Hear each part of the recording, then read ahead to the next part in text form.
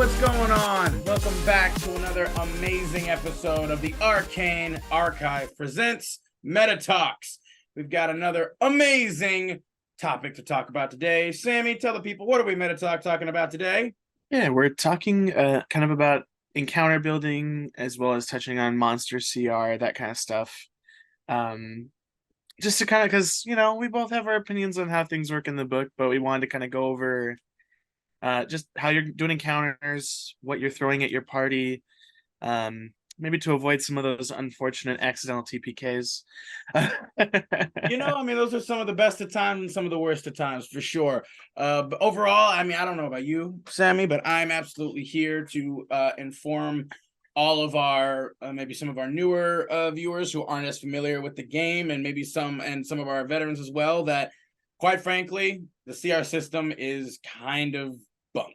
It in my humble opinion does not really, and I feel like a lot of people also agree with this, is that it does not usually, a lot of the time, accurately depict the true power, or rather, maybe I should say power, but danger of a creature, especially to a certain level of party members and group dynamics. And there are a lot of discrepancies with CR and how it's probably not the.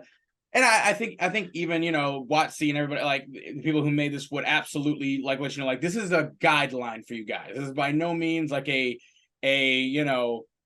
hard, fast, bar none rule set to follow and to live and die by, as it were. But let's speaking about that, let's go ahead and just dive right in, and we'll kind of tell you a little bit about it, and you can come up with your own ideas and consensus yourself. So as Sammy said, we're going to be specifically touching upon essentially encounter building today, and how usually one would say encounters are the individual scenes in the larger story of your adventure. You can obviously read this particular passage in your Dungeon Master's Guide.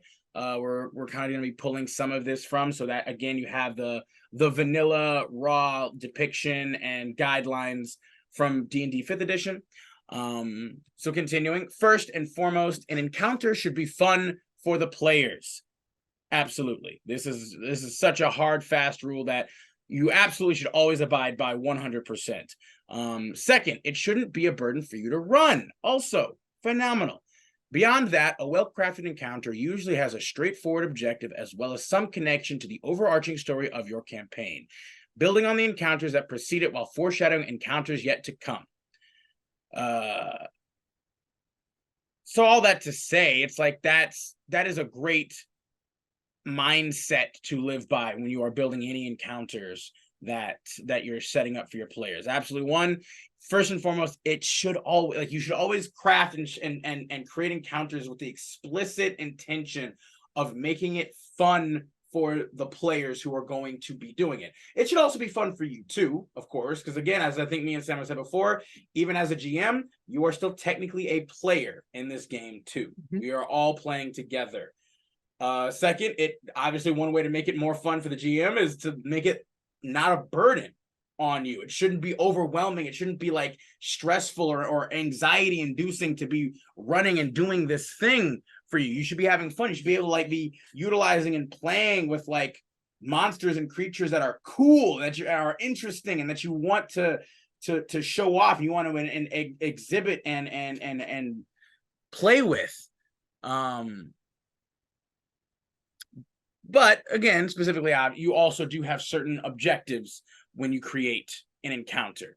As it says here, an encounter has 3 possible outcomes usually. And the characters succeed the encounter, the characters partly succeed, or the characters fail. Now, the encounter needs to account for all 3 possibilities, and the outcome needs to have consequences so that the players feel like their successes and failures matter.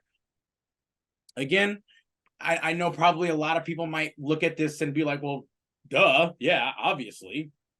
But I feel like you may be surprised with how often that it seems like some people craft or utilize certain encounters without really applying like much consequence or weight or just significance to them in any way, shape, or form.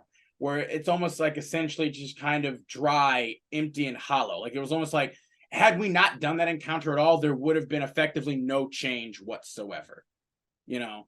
And take it from me as well, that can be difficult at times. It can be difficult to try and forge and craft encounters to have specific type of stake. And obviously those stakes can vary from being, you know, incredibly dire to just being, you know, just like almost, yeah, a little, you know, maybe flick on the nose or something like that. Like not particularly substantial or meaningful in a grand sense, but maybe having just a little bit more of a personal kind of, you know, risk, or even just, you know, profoundness to it.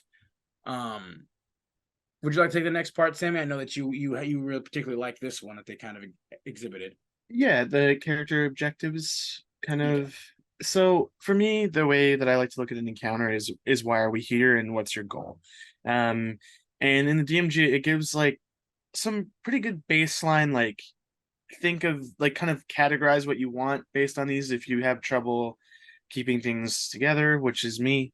But some of the objectives they kind of throw in here as options are making peace. So talking to, if there's two groups that are encountering each other, your whole goal is to broker some sort of peace, whether that includes some form of combat with the objective to a stalemate and then a peaceful negotiation, or it starts that way and it's a full role play encounter, which for some people they don't feel like that's combat. To me, combat of the mind is still combat.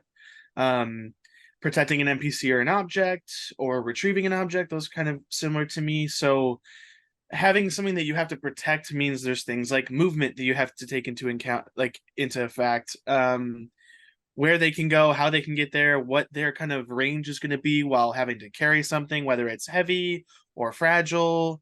You know, giving someone something is like, don't hit this person. We need to keep this person from getting hit, is a huge way to add a little bit of spice, a little bit of difficulty to an encounter that might Tension. not normally be very difficult. Running a gauntlet. This is something that I kind of like. This is both, I think, has to do with both traps and like environmental hazards, as well as just enemies. So I mean, this is the OG, like, yeah, D&D, think of like dungeon crawls. Yeah, so this is a literal dungeon. This is the OG kind of formula and foundation that this game was predicated on so long ago, where you just literally had a group of your buddies and your friends, and you just like, it's literally like Diablo, where you just run through a literal dungeon, start killing, destroying, or even like Sam said, trying to survive different kinds of traps, maybe solving puzzles and all that stuff in like one sitting. Yeah. And the reality is like stuff like that can either be very easy if you're not kind of doing it the right way or tuning it correctly, or it can be way harder than you think. Things like combining monsters and traps together, which I want to go into later about kobolds specifically, is a good example. Oh yeah, no, they're fun. Goblins too. But yeah. Another one is sneaking. So any kind of stealth mission. So you have to think about things like patrols, how they would alert other groups of monsters. One of my favorite ways to run those kinds of encounters is, you know, as long as they don't get caught, things go as normal. The moment they do get caught, though, think of it, you know, as like if you have like an alarm system, there's gonna be waves of things coming at you because not everybody is in the exact same spot starting. True. You get reinforcements. You can have other like contingencies and the like. I personally like, one thing that I like about this particular like kind of theme or setup for an encounter is I feel like it should be a little bit more in the vein of like almost levels or stages of detection, in a sense, where it's like, what I like is like a lot of the time, a lot of people will just be like, oh, I'm gonna roll a stealth check, and then if you guys fail that stealth check, and it's like, oh well, you guys just failed this to sneak in, and now everybody's alerted right away.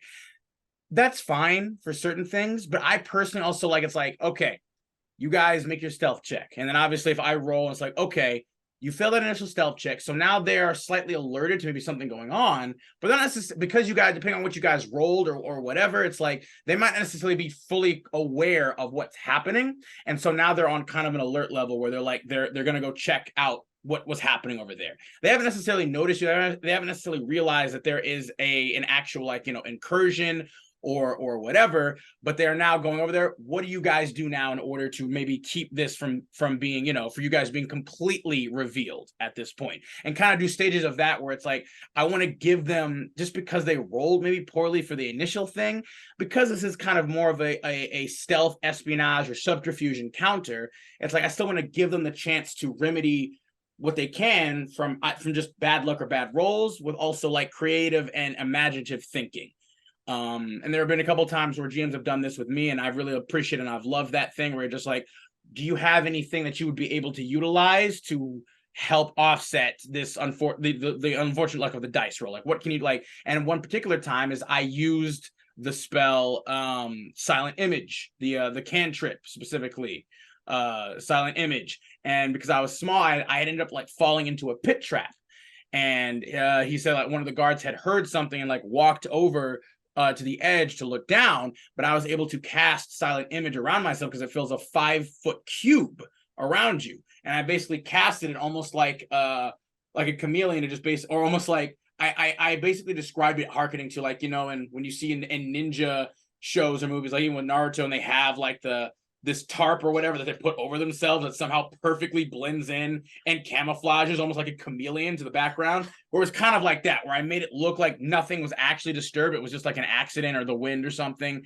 had like knocked the leaves over into the pit or whatever. And I love that. Like I feel like that's great, because again, it still gives the party like, okay, this whole thing isn't necessarily entirely predicated on whether or not we rolled good or badly. And so we still have an opportunity to continue this and not just basically be like, oh, you failed, so now you're going to fight and you don't have any opportunity to use stealth or do that at all.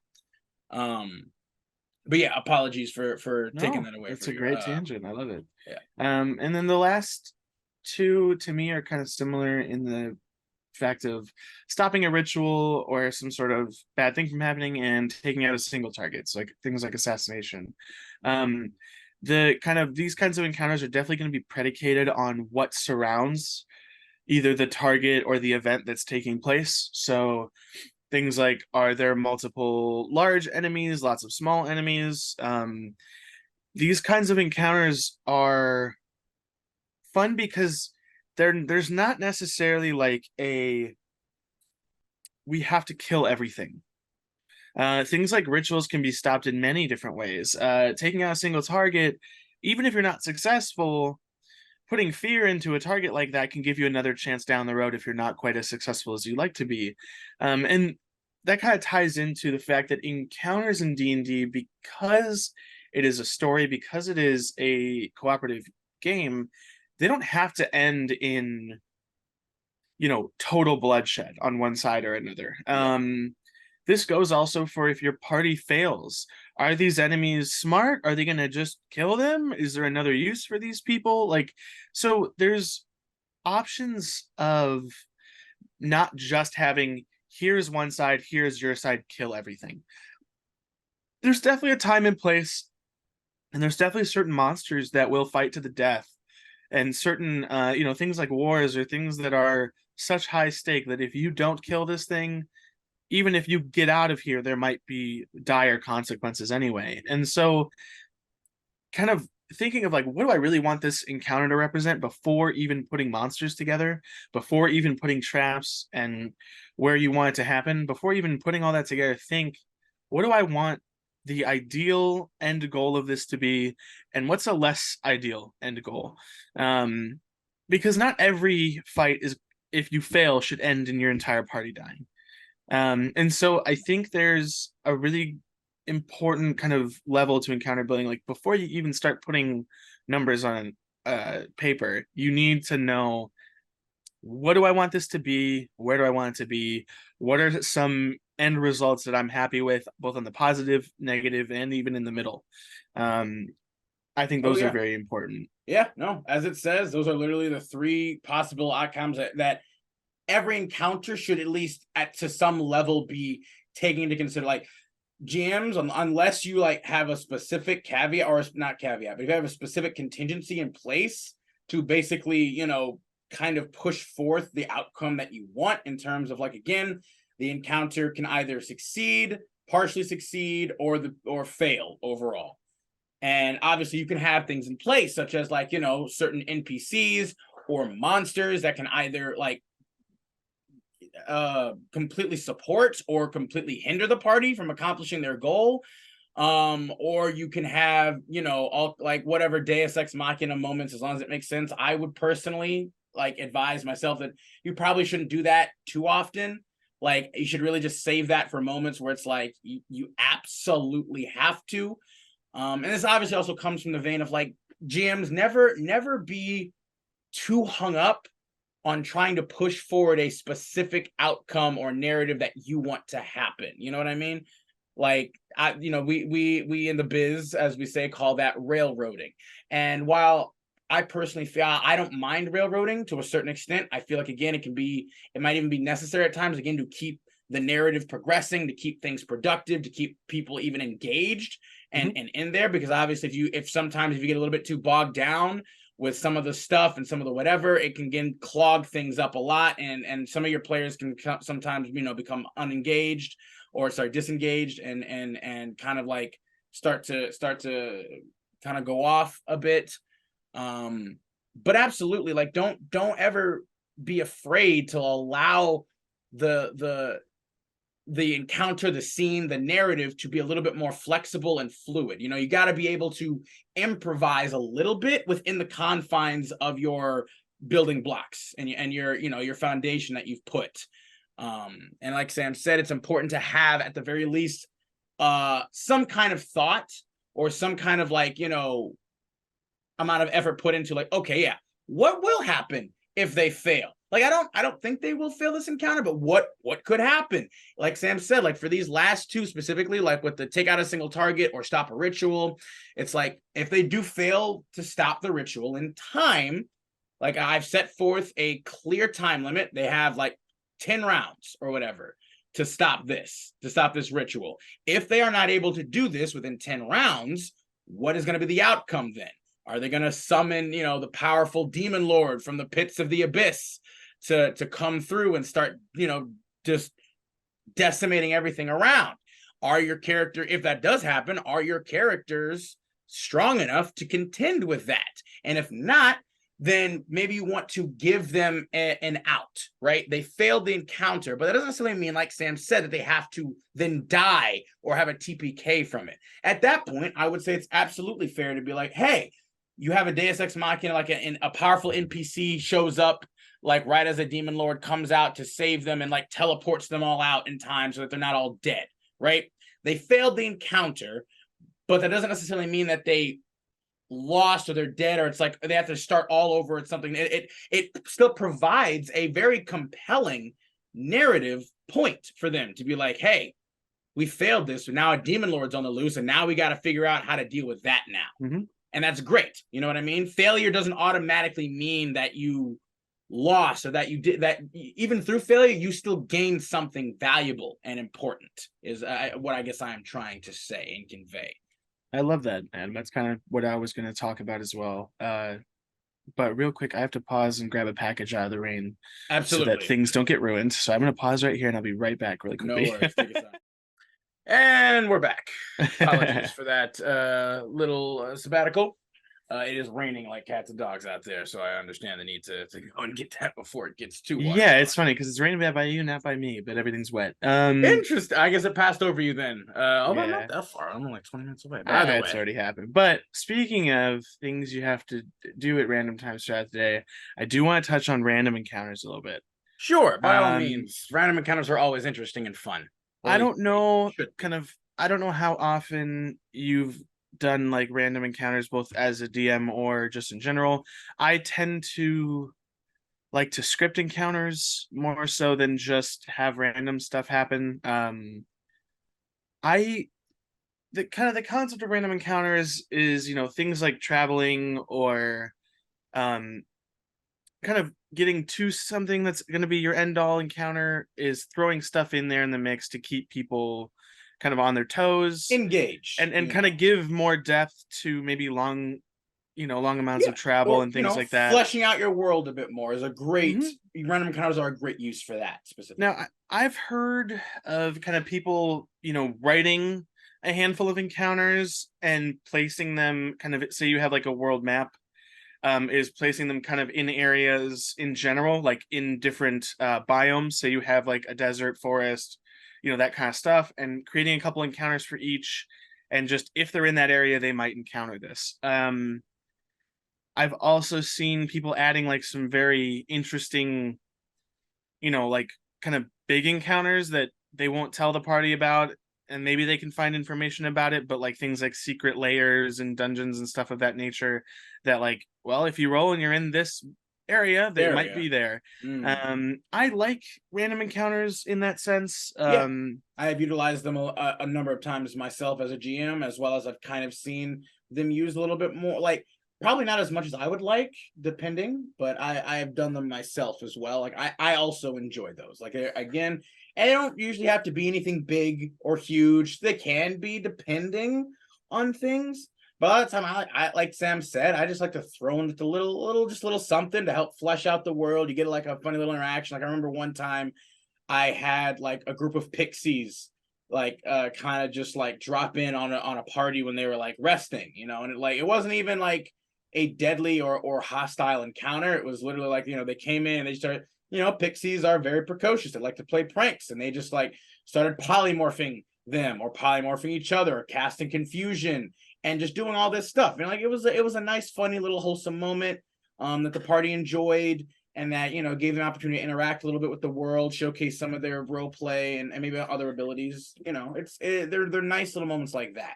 But like Sam said, you could have that anywhere to between like an ancient green dragon swoops down and starts fighting the party. Like that can also technically be like a random encounter if you wanted it to be. They really are quite varied. And the thing is, you kind of, when doing stuff like that, like we always did it where, you roll a d12. And depending on how high you rolled, there was a chance something would happen. I think if we rolled a 12, it was like a definite, like, hey, this is happening. Um, I do urge, if you're gonna go that route, I urge as the DM, just keep in mind about game flow. Sometimes you don't need to roll on the Absolutely. table. And Yeah, other I times, don't really. and other times maybe have the DM roll instead of the players, because if you have something really important coming up that the players don't know about, but it's going to be like, this is going to take a whole session, this is a big thing, I want to get it started today, say, okay, I'll say when they go to bed, you usually roll on that encounter die, just you know you say, oh, I'll roll for you guys, like, or just have them do perception checks, stuff like that, like you normally would, and then let it kind of, because I think leaving Yeah. everything up to chance is a little bit risky, That's yeah. especially when it comes to I storytelling. And also, like, there are chances that you could, if you throw too many things at them in a day without a rest in between, there is the horrible mistake that I've seen, some green tech stories and some horror stories on, is like, people getting, slogged to the point of like something that shouldn't be difficult becomes a deadly deadly. encounter, Yeah. or something that ends up killing or seriously injuring one of the players, and then now you've completely derailed what you wanted to happen as a DM. It's soured And the also, entire like, mood. yeah, It's brought down the whole vibe, I've had this happen before in Tomb of Annihilation, where it's meant to be difficult, but like there's a point where if your players are forced to like use all of their resources to leave because they're like, no, Yeah, we we can't do not handle want to do, this. or like, not even that we necessarily can't handle, but like, we don't want to do this anymore. Yeah. And like, that's something I think, as a player, and both as a DM and a player, is probably one of the worst feelings. The first thing that Adam talked about is we want these to be fun. Yeah. There's nothing wrong with things being difficult and high Oh yeah. stakes. No, That's absolutely. that's fun in of itself. But if you're turning encounters into something that you just like, the vibe at the table You're and the ruining having to like, deal with it. Like I've been a just like player where that feeling, that gut feeling at the bottom of my stomach, is just sour. me And like, too. It's like you go in there and you're just already just like, oh and I god. urge, like, don't blame a DM for this. Don't look at that person badly because of it. There's always a learning experience here. And I will tell you that happened one time. I have never had it happen again in that game. And I felt bad for feeling that way at the time, because not everybody has the same experiences. Not everybody's gonna think about it that way. And to them, this might be some grandiose, like, no, this is a big Absolutely, thing. yeah. And you're sitting here I'm not feeling that same way. frustrated. Like, yeah, and it's like it is an unfortunate thing where it's like, yeah, if like, and I know, again, on the flip side, like you were just saying, like for GMs, like I know plenty of GMs that have like been like, yeah, this will be super cool, it's gonna be amazing, it's gonna be awesome. And the players are just like, nah, like they didn't vibe with that. And that does suck. It's not a great feeling when it's like you plan this thing to happen like this and your players, didn't necessarily receive it the same way that you wanted them to, or have that same kind of reaction. And I get that too, and it's like, for players, like, hey, like Sam said, always try and keep in mind, especially if you've been playing with somebody for a while, is like they probably had the best of intentions and hopes for this.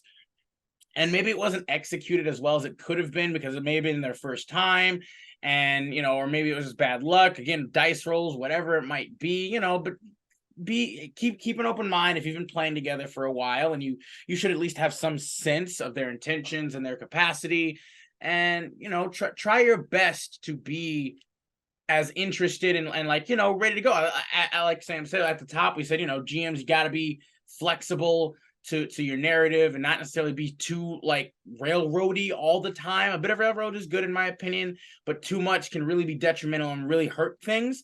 I think on the same flip, on the other side of the coin, players, you guys also need to be willing to be like, oh, okay, hey, yeah, our GM has put in all of this time, this work, this effort, all of this to make this happen, to make all of this stuff happen. So we, at the very least, should try to be able to like go along with some of the plot points, the threads, the narratives, the encounters that that they have provided and that they are trying to set up for us. It's like, not everything is going to go exactly how it's written, and that's kind of the no plan survives contact with the enemy. Yeah, and we haven't really talked about, I think, this side of DMing specifically, but there is a school of thought that you don't write out everything that's going to happen in your story, because there are going to be times where you really want it to happen a certain way and it's not going to. Not going to happen. And it can be very disappointing as a DM to have that happen to like your baby.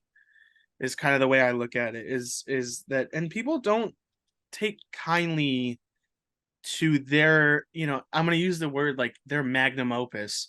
That's being exactly the word on. I was thinking. Yeah. And like a lot of times it'll happen where players are not doing this on purpose. They're not trying to ruin your day. Sometimes they can, but I'm sure they, things like, being a bad player is definitely something that can happen at a table. But a lot of times what I've seen is people that get so hung up on like, no, this is my story. This is what I need to do. You need to enjoy this. You need to do this. And it kind of puts you in a spot where you can't get out of it.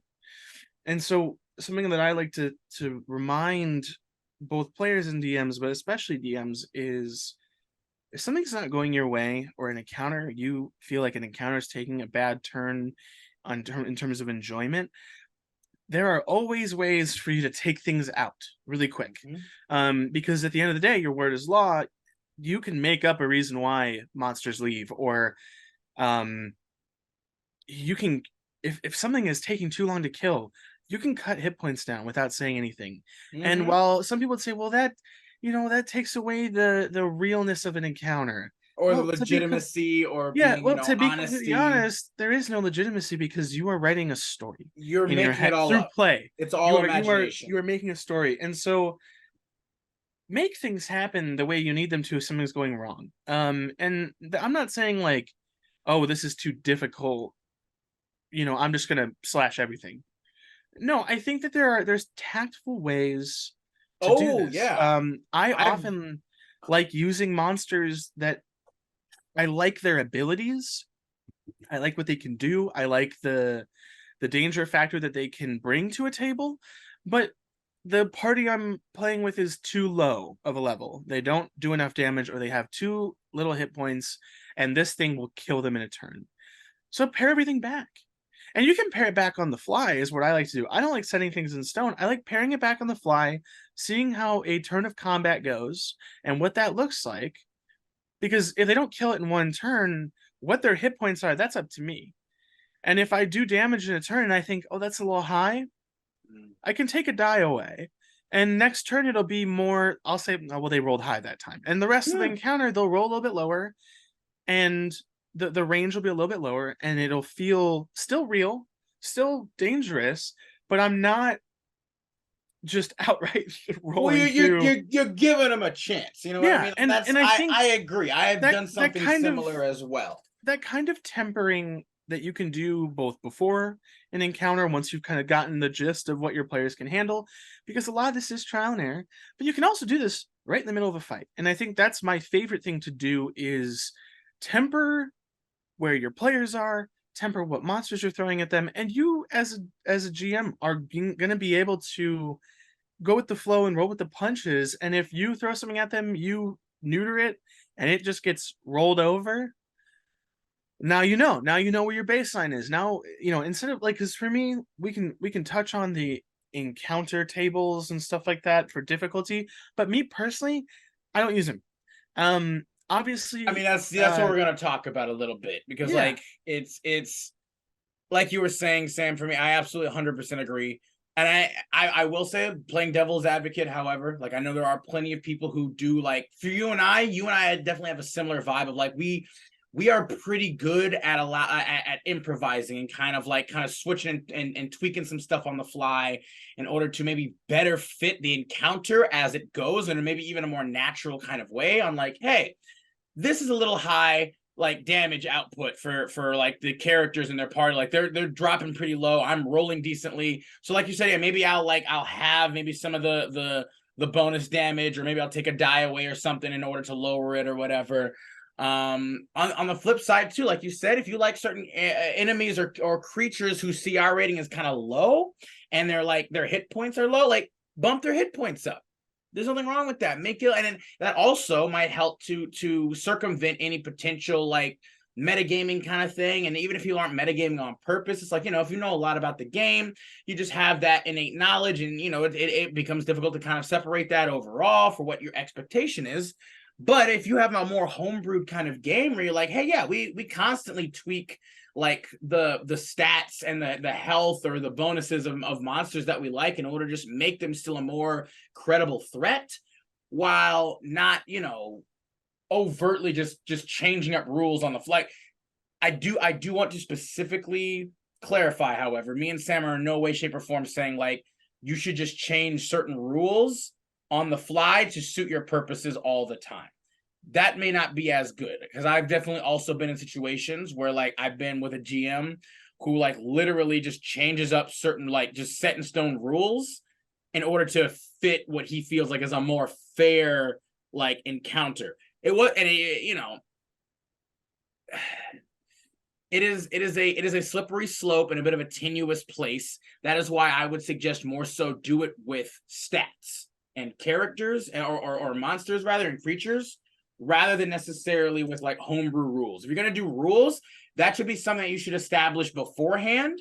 Or if you need to kind of, I think we talked a little bit about in our homebrew episode, is like, if you're going to do more homebrew rules and stuff like that, that's stuff you need to establish beforehand, or talk to your players or your group about before you start putting it in. Like you can be like, hey guys, I feel like maybe this particular rule or maybe this thing could be cool, or maybe we should like tweak this. Let's start doing this from now on. You probably shouldn't be enforcing like new on the spot rules right away in a session, as opposed to combat stats for your creatures. I think those are two things a bit different. Augmenting creature stats to be more in line with the level of your party to enhance, experience and fun, I think is always a great thing that GMs should be able to do. For those of you who might not be as great or inclined towards improvisation and doing that on the fly, do kind of what Sam I think suggested before, and basically like, prepare a little bit beforehand. If you know the encounter that you're going to do, if you're a prepper like that, then do it within a certain amount, right? Like have like, okay, this is the max that this monster is capable of. I can either start them there, or I can start them at like the lowest that I think would still be challenging. And if I need to bump up their stats to maybe make it a little bit more of a threat in the fight, I can do that. Or if I need to bump it down, then I can do that. Have like a minimum and a maximum where you can maybe like in that vein tweak as you need, so you have just ready to go beforehand if that's something that you need. Yeah. But yeah, talking specifically about that kind of thing in terms of the combat counter table, how one might prep or whatever, the Dungeon Master's Guide specifically has a section that we'll talk about just briefly, again, just to kind of give you guys the rules as written, vanilla information about it. So essentially, creating a combat encounter. When creating a combat encounter, let your imagination run wild and build something your players will enjoy. Once you have the details figured out, use this section to adjust the difficulty of the encounter. Now, there are 4 categories of encounter difficulty, and that's going to be easy, medium, hard, and deadly. Easy is an encounter that doesn't really tax the character's resources or put them in serious peril. They might lose a few hit points, but victory is pretty much guaranteed. And now, these encounters can be really fun and awesome as well, right? Especially even if you have like high level characters. Sometimes it is an absolutely amazing encounter and thing for a GM to like set their players up to just decimate things, right? You have your players feeling powerful and all that effort, all that time they have put into this character, and it shows in that they can just decimate a large swath of low-level enemies and creatures, and it makes them feel like, yeah, that was awesome. It can really help to like pump some energy and life into your party by giving them these kind of encounters, even at no matter what level that they're at. For medium, a medium encounter usually has 1 or 2 scary moments for the players, but the characters should emerge victorious with no casualties. 1 or more of them might need to use healing resources, and this is going to be your usual kind of just like, hey, where, this is some threats, we're taking some damage or whatever, nothing too severe or scary, just kind of maybe your average like orc, horde or contingency kind of coming in and we have to deal with it, whatever. A hard encounter could go badly for the adventurers. Weaker characters might get taken out of the fight, and there's a sudden chance that 1 or more characters might die. These are like your dragon fights, your lower level kind of dragon fights and giant fights, stuff that can hit hard, has a pretty decent amount of hit points, and while there's only really 1 of them, it might, it's not unlikely that they can take down a couple of your people and maybe even kill them potentially. And then finally, a deadly encounter. Deadly encounters could be lethal for 1 or more player characters, and survival often requires good tactics and quick thinking, and the party risks defeat. This is those, end game, a lot of times stuff where you're fighting like a demon lord or any other kind of creature that has very dangerous abilities or effects. And now what you're going to understand, though, is these combat difficulties, like, they're not automatically equated to CR. And that's one thing that I think me and Sam wanted to specifically touch upon, is that CR, like the challenge rating of a monster or a creature, does not automatically equate to its true deadliness or capacity to decimate, kill, harm your party. They go on to specifically say, like, XP thresholds by character level is a way of judging challenge rating for how you should structure encounters. And like Sam said, and like I said, it's kind of bunk. Like, it's just not, it's not the best way to really gauge an encounter. And you as GMs, any GMs, aspiring GMs or current GMs, as I would say and suggest, like, you should always, as it said at the top, it is like, no matter what you think an encounter might be, like, no matter if you're like, oh, this encounter, there's no way they could possibly die or fail this encounter. Yes, they could. It is always possible to either fail or succeed at the most, like, the easiest encounters and the absolute hardest encounters. So as I said, you should always have some idea of what it's going to look like should they fail or succeed, because there is absolutely a possibility that they could do either for almost any encounter. What do you think, Sam? What are your thoughts and feelings? Well, I think, looking at some key things, like, I don't use the CR system as intended. I don't really use the tables. I look at things like, what are my players capable of in terms of damage? What are they capable of in terms of like taking hits? How easy is it to hit them? And then kind of going from there. Same. I think if you're going for a lot of like small, like kind of chaff monsters, things that can die in 1 or 2 attacks, maybe like just barely surviving 1 if they roll middle to low, versus like you can kill them in 1 hit depending on who's attacking them in the party, is kind of like, what's my exchange rate? How many actions do I have versus what they have? Action economy is supremely the most important thing in this game. It can turn, like, that's why you have monsters with like legendary actions, because fighting 1 big monster and you have 4, 5, 6 players, obviously the monster gets 1 thing they get to do. Yeah, usually baseline. on their turn. Baseline, it's like they get to maybe attack, move, maybe they have a special thing they get to do as a bonus action. Yeah, like a spell or something. If they have spells. And so you have to look at like, how many things am I throwing at them and what can each of those things do? My favorite example, or one of my favorite examples, is the Sorrowsworn monsters, if you're familiar. I have heard of those, yeah. So I'm gonna actually bring one of them up. Yeah, please do. Because I think we should absolutely tell everybody. I really like this monster. And that is called Lonely. It's a Sorrowsworn, it's the Lonely.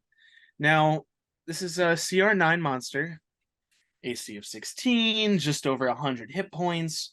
But what is terrifying about this, in my opinion, is 1, it has damage resistances to bludgeoning, piercing, and slashing while in dim light or darkness.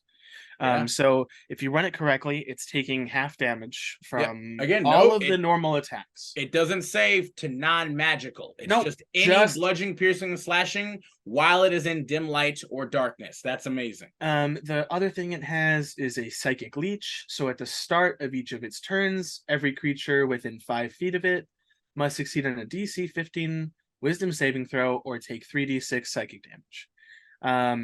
It also... That's not nothing to sneeze at. DC it also 15. thrives, keeping with this lonely theme, it thrives on company. The Sorrowsworn has advantage on attack rolls while it is within 30 feet of at least 2 other creatures. It otherwise has disadvantage on attack rolls. Now, what this kind of ties into is that on its multi-attack, it has a multi-attack action. It makes 1 attack with its harpoon arm, and it then uses Sorrowful Embrace. Let's go into what those do. The harpoon arm is a melee weapon attack with a 60-foot reach that hits 1 target. Jesus. It deals 48 plus 3 damage, so their average is 21. It's piercing damage, and the target is automatically grappled on hit.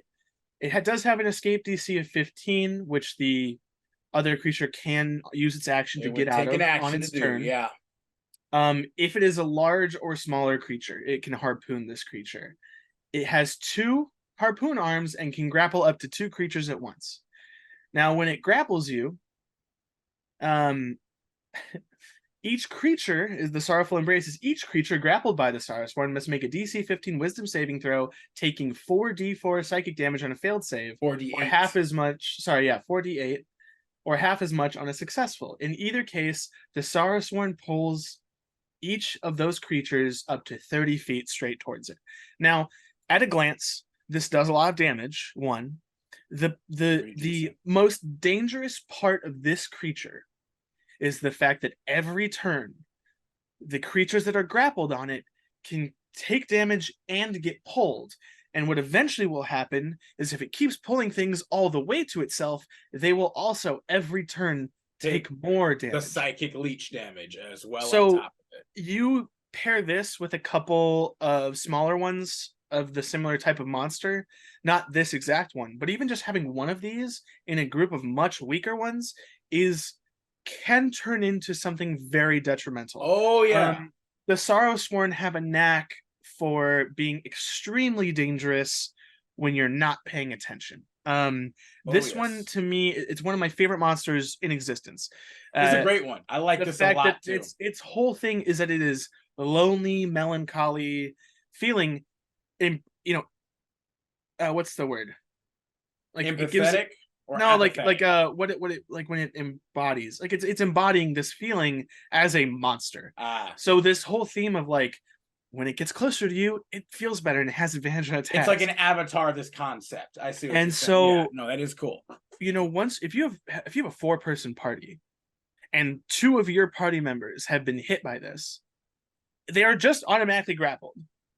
So if they're already within 30 feet, He would have advantage on the attack. and One. when it happens, it'll pull both of them that turn if they both get hit and you're already within 30 feet of it. If it can obviously hit you from further away, but it is a very dangerous compounding effect. Because even if you do get out of the grapple and it goes to attack you again, like you try to leave, it can hit you as you're going. Now that doesn't count as a grapple, but it can still do that. But if you only get 30 feet away, because your action you already used to get out of the grapple, next turn he can hit you and pull you back again. Yeah. So if you don't keep this thing from doing that over and over again, you will very quickly die. It And keeps psychic you there. damage, It which very keeps few you things there. have resistance to. Yeah. It's and No, once it this gets you this there, it thing has is nasty. advantage. Yeah, it's I will say that I feel like this thing, probably of very few things, is it has earned its CR9 rating. Like this is a powerful CR9 creatures should be powerful and dangerous like this, yeah. regardless of Now, whatever level.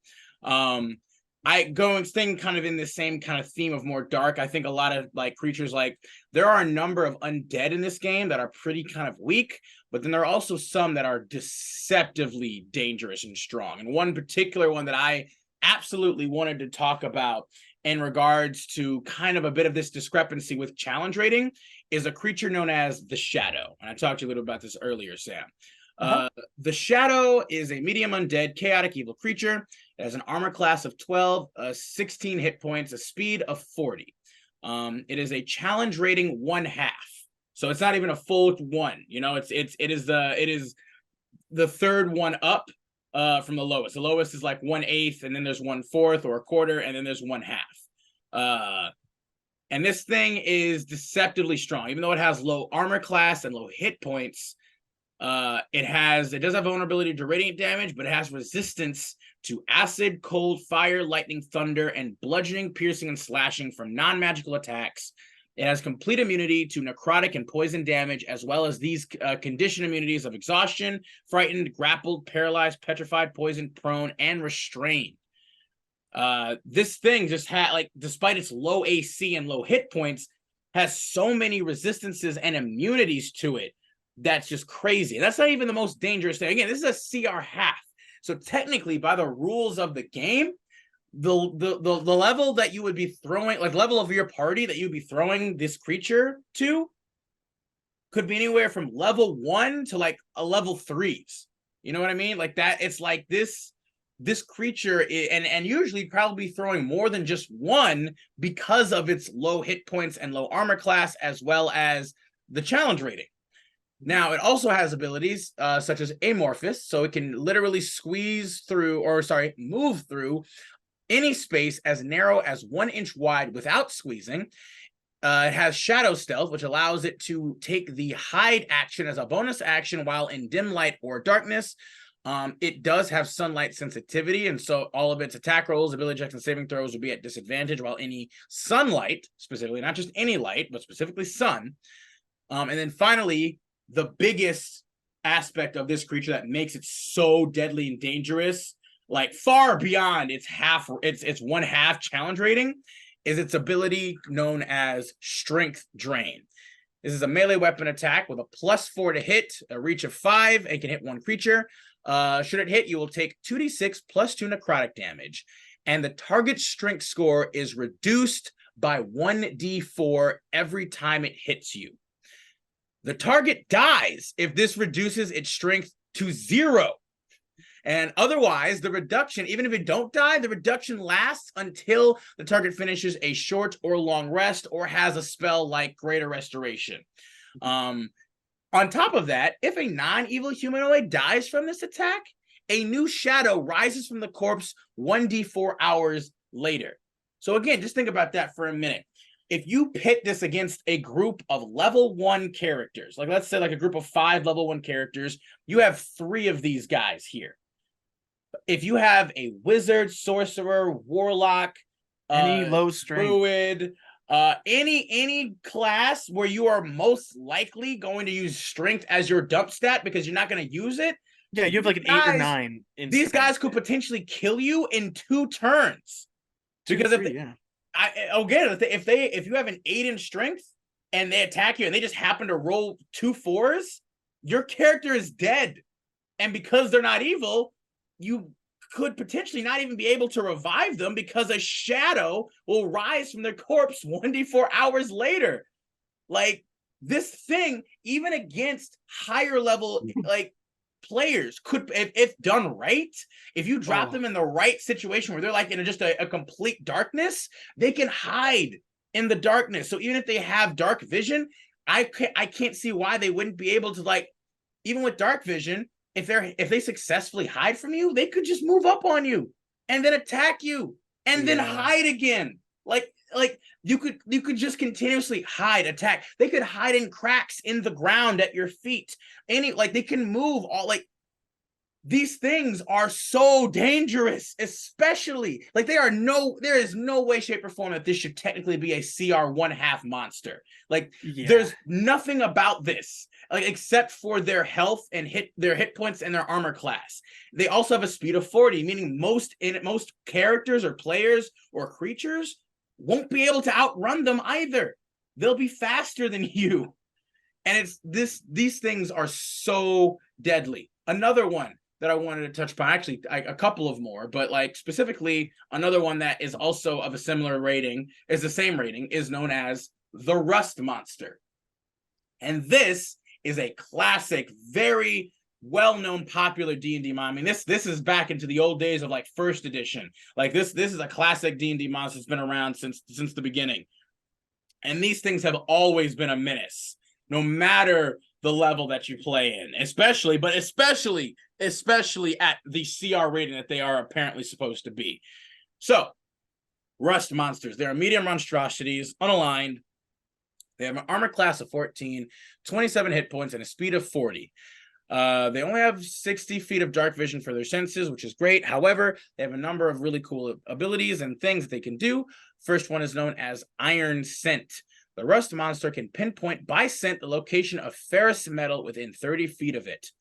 They also have the ability, and this is probably their most powerful one, that coincides with another action, Rust Metal, as their name would suggest. Any non-magical weapon made of metal that hits the Rust monster corrodes. After dealing damage, the weapon takes a permanent and cumulative -1 penalty to damage rolls. And if its penalty drops to -5, the weapon is destroyed. Non-magical ammunition made of metal that hits the Rust monster is destroyed immediately after dealing damage. Now, it has a bite attack that's pretty kind of just meh or whatever. It's, +3 to hit. You take a D8 of damage, +1. But however, it also has another ability that coincides with its Rust metal, which is known as its antennae action. The Rust monster corrodes a non-magical ferrous metal object it can see within 5 feet of it. If the object isn't being worn or carried, the touch destroys a 1-foot cube of it. And if the object is being worn or carried by a creature, the creature can make a DC 11 dex save to avoid the Rust monster's touch. If the object touches either metal armor or a metal shield being worn or carried, it takes a permanent cumulative -1 penalty to the AC it offers. Armor reduced to an AC of 10 or a shield that drops to a +0 is destroyed. And if the object touched is a held metal weapon, it rusts as described in the Rust metal trait. So again, while a lot of the bonuses and things are pretty like normal and underwhelming, as for what you would hope for a half CR creature, again, you pit this against a party of level 1s to level 3s who most likely don't have any real magical items or equipment, and it will decimate them. It will destroy, like they can't even really attack it without literally losing, because again, you're going to be throwing most likely more than just one of these things, and they will just absolutely, even if they can't kill your party, they will destroy all their equipment, rendering them essentially harmless. except for like spellcasters. And like these things are super dangerous and deadly, and probably should not be a CR half from the single ability of rusting metal. Again, their attacks, their damage, their health, their AC, none of that is particularly big or whatever. But from that single ability alone, these things are deceptively dangerous. And what's terrifying about stuff like that is, you might think, oh, ferrous metals, that's not all of them. It's every metal you'd make armor out of except for mithril and adamant. Yeah. So any of the basic metals in the game, unless it's a magical thing, will be rusted by this. Yeah. And that includes clasps on leather armor, because leather armor still has metal in it. Well, has metal, especially if it's studded. You even look at like belts, things that hold up pouches. Like you can get real dangerous with this in more than just like a I'm gonna kill you way. In like a you're gonna have a lot of problems from here on out because of all of your stuff. Yeah, the biggest issue isn't the threat they pose to your life, but literally to your long, like, again, yeah, you kill these things, but you're most likely gonna find these things in like a dungeon or an area that there are other more dangerous creatures. And if this thing literally effectively neuters you with no weapons, your armor is lower and fucked up. And again, this is permanent. They specifically say it's permanent and cumulative. Like maybe I would say as a GM, you could be like, yeah, if you take it back and you have like a blacksmith, or if you have blacksmithing skill and tools, you could maybe repair it and stuff. But like, it can rust your tools. Yeah, it can rust your tools. It could do that. Tool metal is all ferrous. The reality is like stuff like this, which I like these kinds of monsters, is not just danger in an encounter, it's danger after an encounter. Yeah, it's longevity. It's an effect like, you feel. Any monster that can damage your goods or like take stuff from you, things that can reduce hit point maximum. So like the vampire bites where you take necrotic damage and your hit point maximum goes down. Anything like that. Obviously, a lot of that stuff is on higher level monsters, but just the abject kind of fear that you can put in a player where you start losing maximums of things and your resources will dwindle because of the choices you made. To just lose it entirely. Yeah. That's kind of why some of these low CR monsters that have abilities like that are, very dangerous if you don't know what you're doing. You even look at like another. This is a 1/4 CR monster, which is giant. Even frogs. lower, yeah, even lower. A giant frog. It has one. It doesn't have a huge armor class. Doesn't have a huge amount of hit points. But the problem is that one, it can move faster than the average player because it has a walking speed of 30, swim speed of 30, but it can leap. Yeah, which is terrifying. But here's what it can do in one turn. It can leap, or it can get up to you, and say you're 30 feet away, it gets to you. It can bite a character, which will do a d6 of damage. That's not terrible. But horrible. Say it does 5 damage, you're already 5 down, or 4 is the average. You're grappled. There is no I might be if it hits you, you're grappled. Yep. You are restrained. It can't bite someone else, but it can then swallow you. Yep. On the same turn. Yep. If it wants to. If a small or smaller target. So if you're medium-sized, it's large. Or no, it's medium. So it would only work on little guys. Yep. But there is nothing to be said you couldn't make it a large creature as well. I think there's a version of it that's large. I think there is like a huge toad. I think there is a huge toad. I know there's a large one. But it can swallow you, which you are blinded, restrained, and you take 2d4 acid damage at the start of each of the frog's turns. But what it can do is attack you, swallow you, and then jump away. Now, obviously if you're like a fighter or whatever, like a level 2 character, you can survive more than one turn of this happening. A squishier thing, like a warlock, a wizard, a sorcerer. And keep in mind, you're blinded and restrained, which means you can still attack while you're inside of it, but you'll be at severe disadvantage for sure, and you can't move or do anything. And I would argue a lot of your spells you wouldn't be able to cast. It's a difficult scenario where now you have to rely on other people getting you out. A lot of creatures have swallowing mechanics, things like worms large toads. A lot of Usually, there's a lot a of lot of gargantuan creatures also do because they're so and big. the I think the thing that kind of gives these things a lot more danger is one, you might not be able to get out of a creature. There's a lot of creatures that have mechanics where like only certain things will allow the person to then make another roll to get out. And so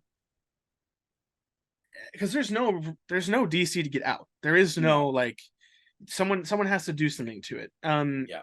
The reality is that if you now have to rely on other characters to possibly do something, that creates a lot of difficulty that maybe wasn't, and also it's quick thinking, and some groups of players won't be able to do that maybe as fast as necessary sometimes. So things like this can get very dangerous very fast, especially because when you do this to a party, they start losing action economy. Yeah. You're not taking them out, killing them necessarily, but taking them out of the fight for any amount of time is going to tip the scales drastically, and it causes it kind of a spiral, which is why you have to be careful with a lot of this stuff. Is like there's the whole concept of like once one character dies, like every time someone goes down, the difficulty Increases exponentially goes up. Yeah, because you have one less character and player dealing damage, healing people, just taking aggro from other people at that time. Again, I don't think we can stress enough how much it can be helpful and beneficial that even if you didn't deal damage, you didn't hurt, you didn't heal anybody, even if you just take aggro and take like attention off of another player or another character for a bit, that can be huge for survival. And the moment you start losing that and they start focus firing, and again, one thing once more you have to be aware of is a lot of with these lower CR creatures, they're going to be more than just one of them. It's not going to be just one giant toad. So if you have like 2 or 3 against a party of like 5, even 6, they can literally just snatch up half your party right there, have them just passively like getting damaged inside of them while they're biting the other half of your party. And while, again, to be fair, the people inside can still potentially attack. Like Sam said, they'd be at severe disadvantage for one. There's a potential argument that certain spells maybe couldn't be cast while they're like stuck in there. Maybe I might still allow spellcasters to cast because they're not like they don't have like they are restrained and they can't like move, but their hands are still technically like there. And if a person can still attack by like swinging their sword or whatever. Yeah, I mean, I would say there's certain things that would be harder than others, but the reality is anything that takes away player agency can be very difficult, and it is deceptively so. I mean, do we want to talk about the terrifying thing we saw before we started this? I think we should, and from there, then I kind of also want to showcase the other end, whereas like there are certain high CR monsters that are actually pretty kind of woefully underwhelming, especially in a lot of circumstances. But let's cap off the lower CR discrepancy here, and we're gonna go ahead and talk about the intellect devourer. Now, if you know me, which you don't that well, I mean they will at this point. I love Underdark monsters, especially anything related to Illithid or Mind Flayer. Or Mind Flayer, as there are known, colloquially known. If you watched the first Baldur's Gate 3 trailer that came out what felt like 10 years ago, and watched that dude get turned into an Illithid, you have seen what I want to do. I mean, you've also seen Sam is very interested in like the dark, it's like the we talked about I think in our homebrewing episode specifically about the Lovecraftian horror. Like Sam loves that stuff, and obviously these guys are a clear interpretation and what is it when a person is motivated, or when you give them I'm blanking on the word. When you inspiration, they are a clear inspiration from Lovecraftian horror, specifically like Cthulhu. That is what these guys are all derived from and what they come from, and they are so dangerous but so cool too. I love the Illithid / Mind Flayers as well. They're great. Oh yeah. But specifically the intellect devourer is. And if you guys have also played the Baldur's Gate 3 beta, you have absolutely encountered these creatures before.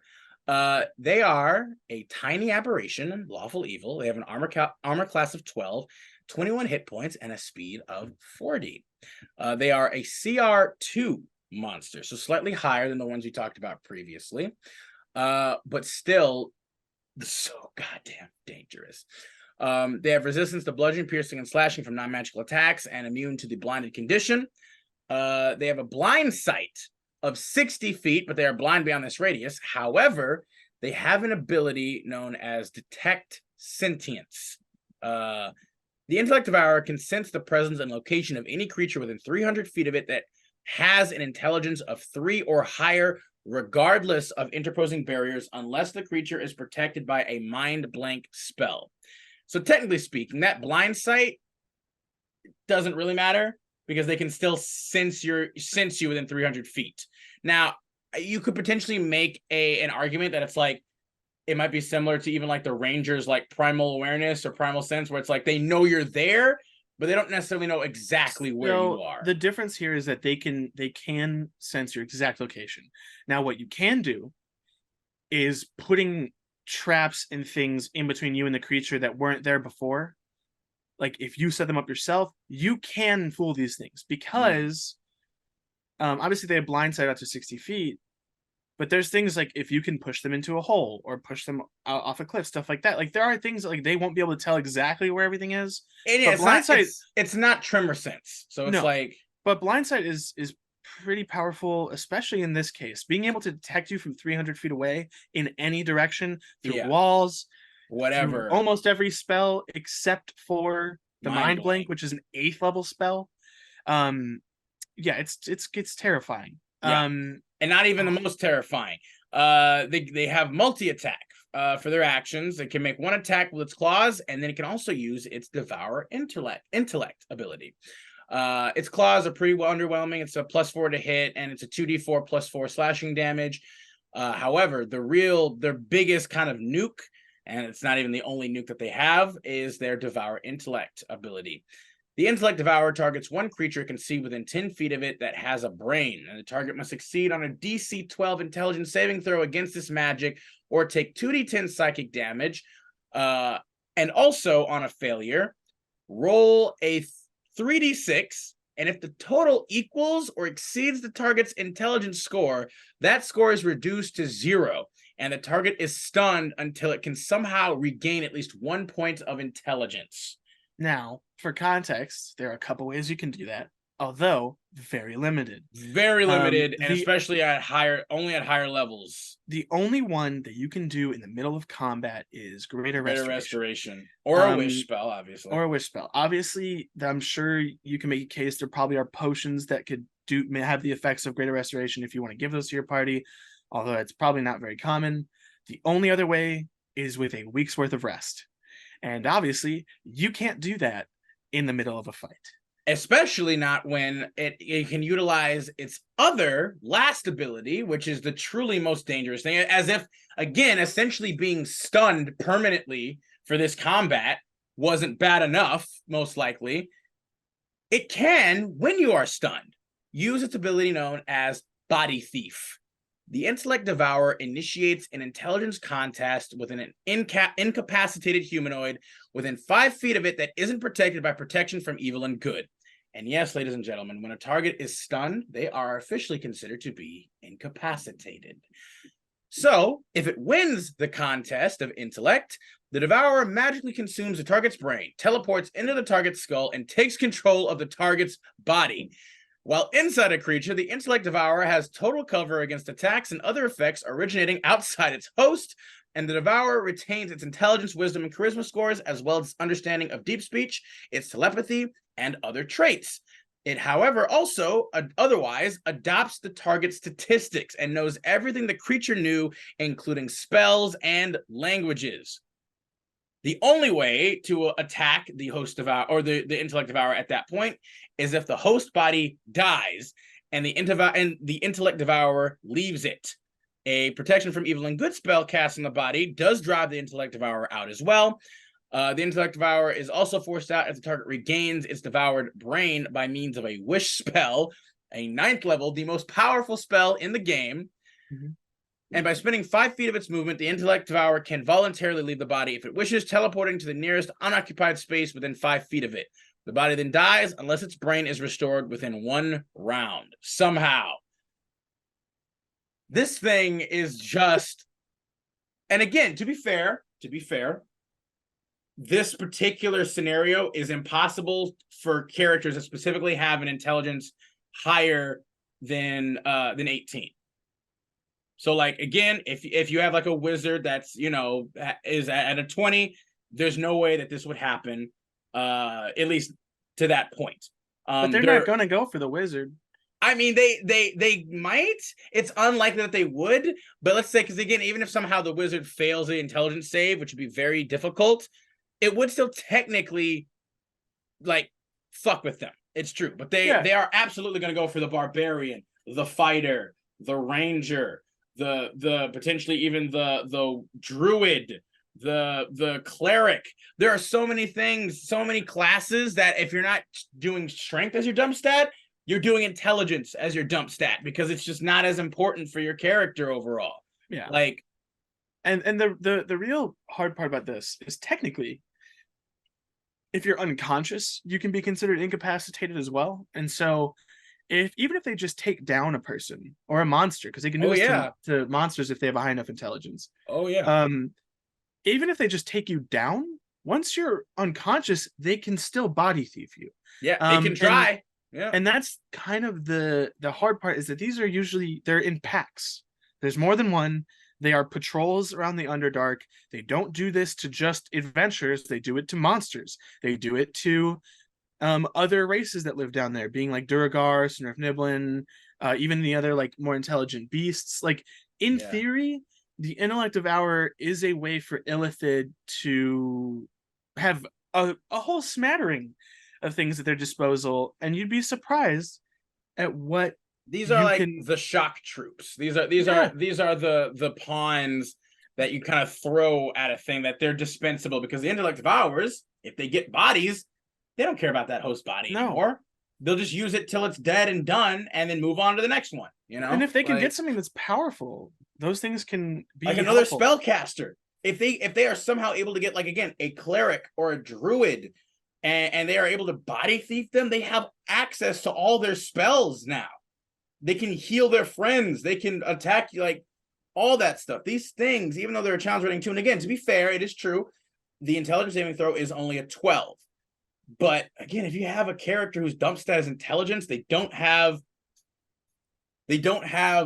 proficiency in intelligence saves. They're at most maybe like they won't have even a bonus to intelligence.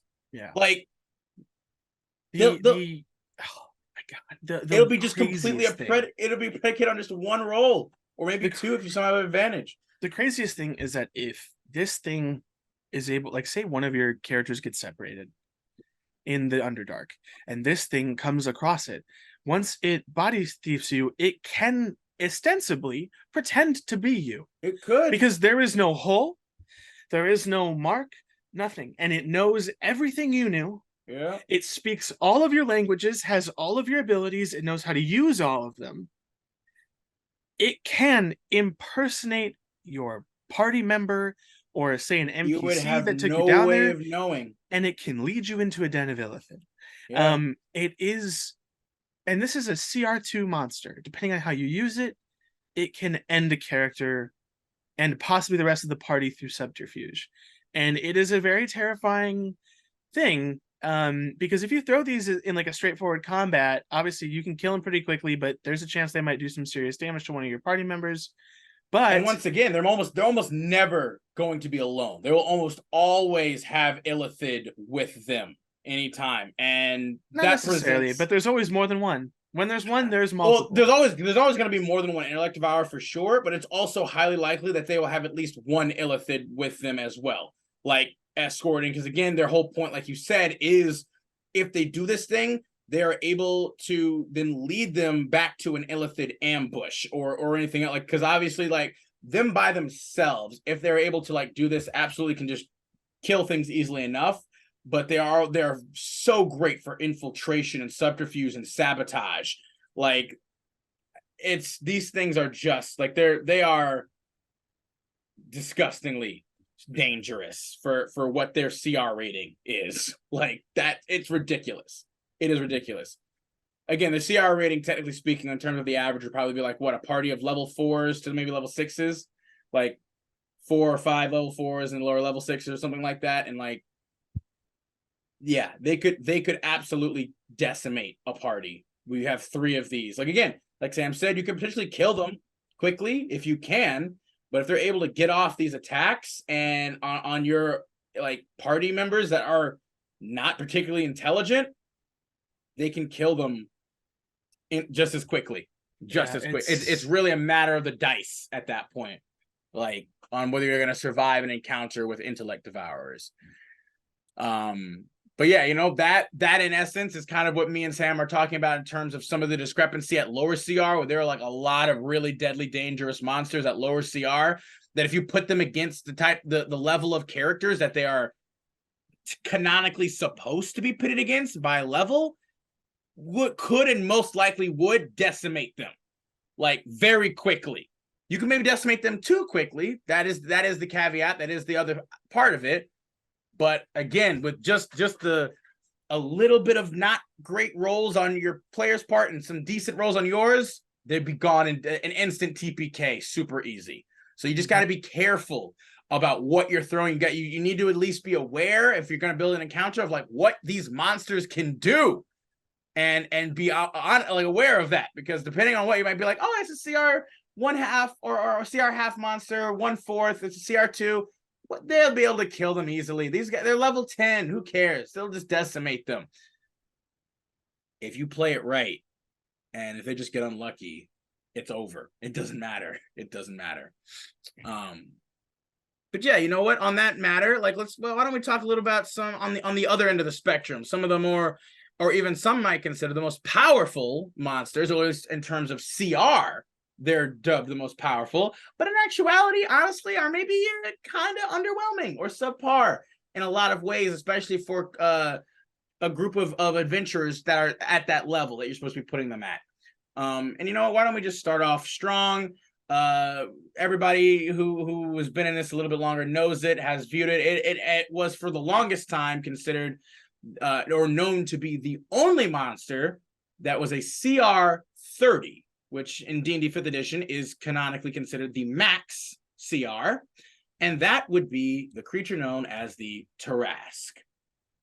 The Tarrasque is, you know, a lot of people's, at least for the longest time, not so much anymore, but in communities like this is like, you know, your end game monster, right? Like this is and by the Tarrasque lore, a lot of it is basically like it's known as kind of like an apocalyptic creature where it like emerges from the earth. There's only ever like one on any planet, and it emerges from the earth at some point every couple 100 or 1,000 or 10,000 years or whatever, and just causes untold destruction. The reality is it's actually not really that powerful. And I know for a lot of people who might not be familiar with the game, who might be new, especially when we start kind of going through some of its stats, you're going to be like, that seems weird. But again, maybe hopefully by the end of it, we'll be able to explain to you why this creature, despite its rather infamous reputation and seemingly daunting visage, is actually pretty weak. So let's get into it, right? The Tarrasque, this is a gargantuan monstrosity of titanic size, an actual titan, with an armor class of 25, which is huge. That's a big one. And a whopping 676 hit points. That's a lot. With a movement speed of 40. Has a strength of 30, a con of 30, and everything else is basically 11. So pretty mid, no bonuses there. Saving throws are intelligence, interestingly enough. Actually, its intelligence is a 3, so it's a -4. So that's again kind of weird that it has intelligence as a proficiency for saves. But it's intelligence, wisdom, and charisma. It has immunity to fire, poison, bludgeoning, piercing, and slashing from non-magical attacks. It also is immune to being charmed, frightened, paralyzed, or poisoned, but not stunned, interestingly enough. And has, again, that powerful sense of blind sight up to 120 feet. Now, this is, again, a challenge rating 30, which is known as canonically the highest challenge rating in 5th edition, in D&D 5th edition. It is a legendary creature, has 3 legendary resistances, as well as legendary actions, 3 legendary actions. It has an ability known as magic resistance. And so the Tarask has advantage on saving throws against spells and other magical effects, which is helpful. You know, any magic. And at this point, you're gonna be hitting it with a lot of magic. It'll have advantage on any saving throws that spells or other magical effects can cause it. It also has a reflective carapace. Anytime the Tarask is targeted by a magic missile spell, a line spell, so specifically like a spell that specifically set like lightning bolt, where it shoots out an effect in a line, or a spell that requires a ranged attack roll, the GM will roll a d6. On a 1 to a 5, the Tarask is simply unaffected by the spell, which means it'll always virtually be at least unaffected. However, should they roll a 6, the Tarask is unaffected, as well as the effect that they attacked it with is reflected back at the caster as though it originated from the Tarask, turning the caster into the target. That's a cool effect for sure. Absolutely. Again, depending on you probably get wise to it pretty soon. Either way, it also has Siege Monster, so it deals double damage to objects and structures. Hence, it gives it really that vibe of being like a kaiju-sized kind of monster and creature. The Tarask has multi-attack. It can use its Frightful Presence with it, and it can make 5 attacks total. 1 with its bite, 2 with its claws, 1 with its horns, and finally 1 with its tail. And it can then use its swallow instead of its bite if it chooses, which it does have. And these attacks have plus 19 to hit, a reach of 10 at the very least, if not 15 to 20, and deal basically on average like 24 to 38 or to 36 points of damage. Again, all very powerful. It has a DC of 20 for a lot of its saving throws that it imposes. Its Frightful Presence makes people afraid.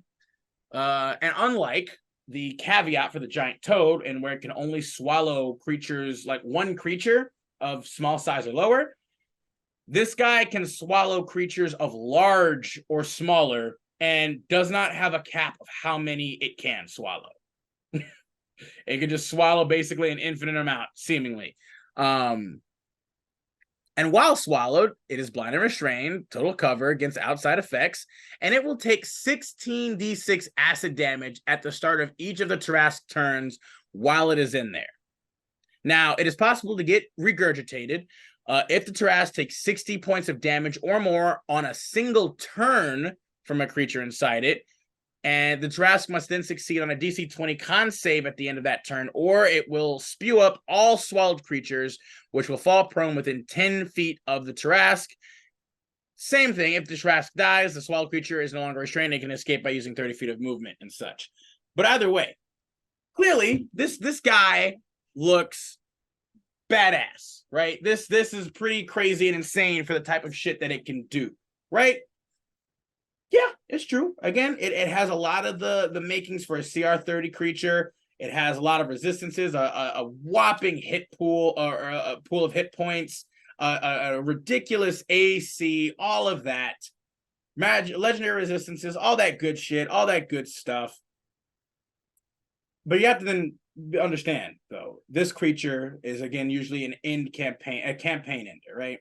So at that point, you're most likely going to be having characters that are at least level 15 to if not 20 at that point.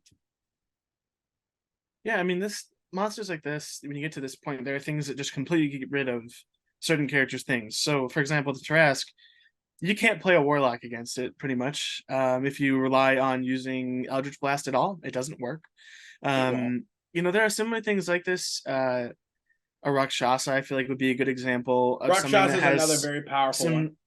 And it's more in the middle of the road in terms of difficulty, but can be a very easily a party ender depending on when you throw it at a party. It can, absolutely, for sure, because of what it, it can do. It's magic. Well, we can talk about the Rakshasa next too, for sure. But the Tarask, this thing again, absolutely is. It's not like it's not dangerous. It's not like it's not a threat. But the interesting caveat to this being is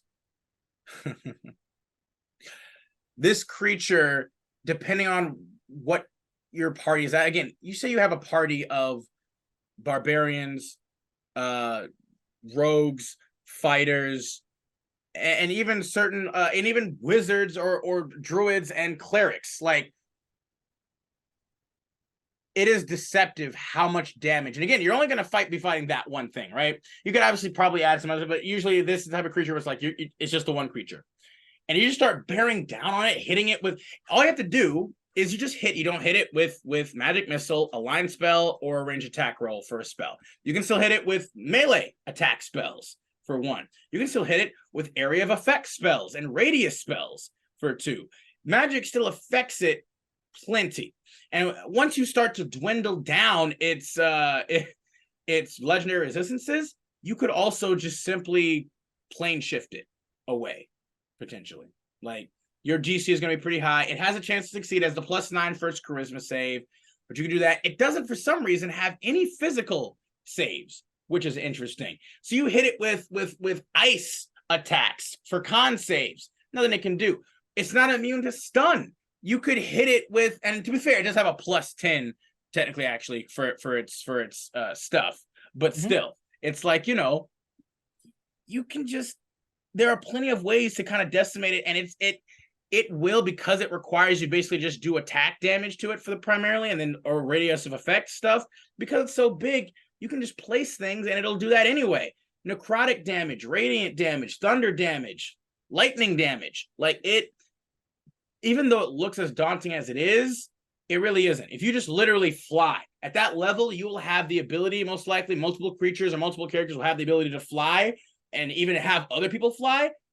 You just stay out of its range for the most part and start attacking it. And then any melee attackers at that point who are in its range can just kind of wail on it, and if it will attack them, you can have, you have plenty of ways of getting out of it.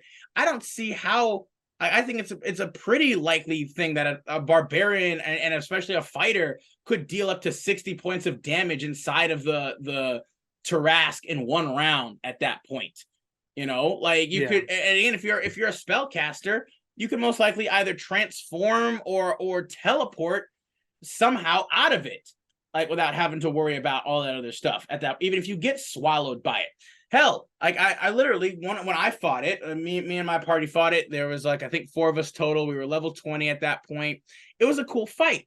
And at one point, we had all gotten swallowed, but I did a particular thing where I was a druid and I cast Shape Change inside of it and became a gargantuan creature, like, inside of it. And literally, like, my GM, like, kind of ruled it like, oh, okay, you literally start to grow inside of it to the point where it's like it deals damage. And I literally ended up killing it with the amount of, like, force damage I was dealing to it by transforming, and, like, burst out of it as, like, a ancient white dragon. And it was super cool and super awesome. And it's like, this thing is cool in practice, but there are so many ways and so many things you can do to almost trivialize it in a lot of ways, where it's just not even really that big of a threat. It's kind of like, this is a CR30 monster, but you look at, like, the great worms, which are up there, are way more dangerous in my opinion. Yeah. Just the fact that its movement is what it is, and, like, it can't fly, is a huge downturn. It's obviously a huge thing. Like, obviously people are like, well, it doesn't have any ranged attacks. Well, it's big enough to throw buildings, so technically it does, in my opinion. I would say let it do that. Yeah, like a giant. I don't see any reason why it couldn't. I mean, it has a range of 20 feet with its tail maximum, but it's like, you could absolutely go in, strike at it, move back, because it only has 1 reaction. So once it loses its reaction, or even hell, if you have, like, a literally a wizard, go in, shocking grasp it, or anything else, or a slow it. You could slow it. If it loses its reaction, you could just continuously run in, attack it, move back out of its reach, and then, like, or if you're flying, and by that level, you can make probably your entire party, even up to, like, 4 to 6 people, all be flying with various things. Like, whereas with the thing like a dragon, even the ancient or great worms, like, they can get to you. Yeah, if you're flying. There's nowhere you can go to get away from those. With this, it's like, if you have at this level, it is not unlikely you all will have some means of flying or some other traversal that it's just like you could potentially just trivialize the encounter, where you could just run in, attack it, get rid of its reaction, fly back up, and you're fine. There's nothing it could do. It couldn't jump. Like again, like Sam said, the GM could maybe rule like, well, it's also attuned to the earth, so it could maybe like pick up a rock and throw it at you or whatever. And it's like, okay, but that's not really going to do much damage, really. Like, well, it can. I mean, if you get hit with a building, it's a bad thing. But the reality is like, depending on how they ruled it and set it up, I would say, it's a little bit underpowered for a CR30. Now, it is one of the older monsters of this edition. Oh yeah, I mean, even before, like this is a legacy monster. I meant like this version. So like the reality is you'll see some of the newer stuff that's been put out, similar to newer subclasses or newer spells, is like some things are definitely a little bit more powerful than others, or maybe CR'd slightly wrong. There's also like a lot of things that you can say, oh, this is really difficult. A lot of things, if you strategize correctly, you can circumvent a lot of that stuff. It might severely limit you, but you can still do it. And that goes, I think, across the board for monsters. Aside from monsters that literally just have I hit you and that's it. Even stuff like having certain damage immunities, having certain like being really fast, the movement is different. Even just placement of a lot of monsters can vastly affect how difficult they end up being. Oh, absolutely. It's overall like that's kind of, I think, in essence, what we've been talking. Like, I actually do want to talk about one more monster that is a relatively high CR and is very infamous, but in terms of game mechanics is due to a lot of the caveats, even though, again, it by all accounts should be very deadly, dangerous, and like maybe even higher than its current CR, is honestly kind of woefully underwhelming in other means. And that is going to be the vampire. The vampire is another very infamously like kind of weak monster, despite its legacy, placement, its zeitgeist, awareness. Everybody knows what a vampire is. Everybody knows what a vampire is capable of to various degrees. And in D&D, vampires are usually depicted, and again, true vampires at that. True vampires are depicted as being more powerful and dangerous. But the reality is that they're not, specifically because they have so many weaknesses that are just very easy to exploit and utilize. So let's talk about the vampire real quick too. Vampire, first and foremost, it's a CR 13 creature, so it's pretty high up there. CR 13 is when things, I think Rakshas is like a CR 16 or whatever too, or something like that. Like 13. It's also 13. So we're going to talk about the Rakshasa next, as well as kind of almost a comparison. But vampires, they are medium undead shape changers. They have an AC of 16 and 144 hit points. At this level, pretty mid, honestly. Like that's not really enough to circumvent a lot of stuff. Like your characters at this point are also going to be like around like, level 8 to potential level 12, if not maybe higher, even level 13s themselves, maybe. It has a speed of 30 feet, which again, I feel like is weird. I think it should definitely be faster. It's like vampires are often depicted with like super speed and other physical abilities. It's got a pretty high attributes and like stats across the board, with the lowest being a 15 in wisdom. It's got saves of dex, wisdom, and charisma, and skills for perception and stealth, and it has resistances to necrotic and bludgeoning, piercing, and slashing from non-magical attacks, with dark vision out to 120 feet. And it knows all the languages it knew in life, so GMs, you can be very flexible and like kind of give it whatever you would like.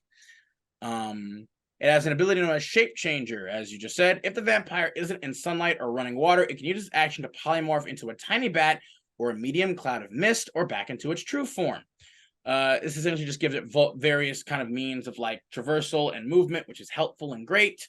Not super powerful or anything to write home about. Again, it's that ancient adage of like, yeah, vampires can turn into bats or like mist. It's helpful and nice. It has 3 legendary resistances a day.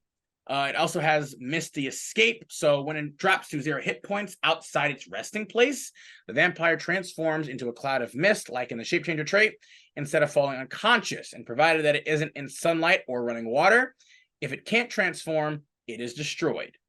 While it has 0 hit points in mist form, it can't revert to its vampire form. It must reach its resting place within 2 hours or be destroyed. And once in its resting place, it reverts to its vampire form. It isn't paralyzed until it regains at least 1 hit point. After spending 1 hour in its resting place with 0 hit points, it will regain 1 hit point. So that again shows a little bit of longevity. It's like if you don't have the right conditions and the right whatever, this guy can potentially come back over and over again if you're unlucky and do not prep. Another huge thing that makes a vampire potentially dangerous is its ability to regenerate. The vampire regains 20 hit points at the start of its turn if it has at least 1 hit point and isn't in sunlight or running water. If the vampire takes radiant damage or damage from holy water, this trait doesn't function at the start of the vampire's turn. So again, as you see, that is potentially a very powerful ability. There aren't a lot of things in the game that can inherently regenerate over time, right? Trolls being one of the other, like, very much infamously known, as well as some other like devils and demons. But the issue being, again, is as you have seen, the caveats to a lot of these abilities are the specific qualifications of it can't be in sunlight or running water.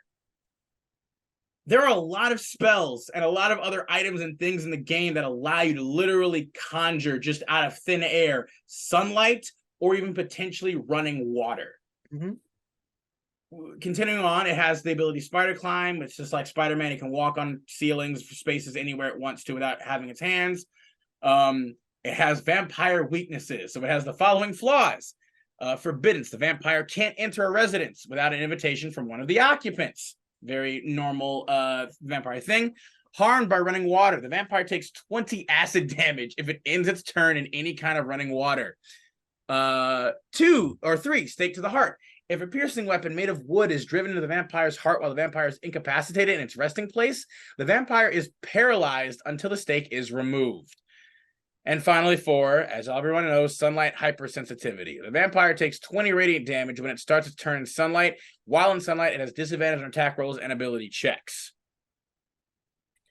All of that, like so many things. And again, like this is why, and we've talked about this before, the most famous D&D module probably in existence at this point, Curse of Strahd. This is why in there, they did him so well in that game, specifically because they did a lot of things to help circumvent these weaknesses here, because it has so many. In Curse of Strahd, there's like a constant perpetual mist and cloud that like there's no sunlight there, even though it looks like there's sunlight, like light comes through in the daytime. It's not considered sunlight. It's not considered sunlight. A lot of the water, and there's not a lot of running water in Barovia in that way. It's a lot of barren landscape for the most part, or a lot of still, like dead, murky swamps and water. Like there's not much running going on there. It's funny because vampires are obviously they are powerful in the extent of like their ability to like not necessarily be known that they're vampires, the charm factor, the fact that it's very hard to permanently kill them. What is scarier to me as someone who's played through Curse of Strahd is if you're looking at like the vampire in the monster manual, right underneath is vampire spawn. Yeah. Which has everything that a vampire has except the mist. Yep. The regeneration's not quite as good. It has a little bit less health, 1 less armor class, but in reality, its challenge rating goes from 13 to 5. Yeah. But this monster is arguably more dangerous at 5 than the vampire. Then the vampire is at 13. Because it still has its good, a lot of its good damage, the fact that it can take away maximum health. Hit points, the vampire bite. It's still, it still has spider climb. It still regenerates 10 HP instead of 20. But like the reality is like you throw a couple of these in here and you can very easily kill an entire party of I would say level 6. Yeah, players. level 6 to level 7. Like even and they're terrifying because they're. And again, vampire spawn. They're new vampires. Yeah, they're new vampires that are just turned. They're beholden to this vampire. But like Sam, they are arguably more dangerous because they don't at a challenge rating level. I think if a vampire maybe should be at a challenge rating 10, these should be a challenge rating 8. Yeah. And they're at 5. And so if you're not, again, this is why we say we don't really use the exact CRs. You have to look at what these things can do. You have to look at their stat block and really get an essence for the effects that they can inflict on your party. Because again, the once more, the vampire, the high vampire, the baseline, the true vampire stat block, it's pretty underwhelming in terms of its damage output. he's not like, again, the vampire makes 2 attacks, only one of which can be a bite attack. Its claw attack or whatever is like it does a +9. It's a D8 +4 bludgeoning damage, and it can grapple it if it wants to. And then its bite is 1d6 and then 3d6 of necrotic, and the hit point maximum can be reduced, which is nice. But the problem too being with the bite attack is that it needs to be done by a creature that is grappled by the vampire, incapacitated, or restrained. And to be fair, the grappled effect the vampire can induce is a DC 18, which is pretty high. Like that's nothing to sneeze at. But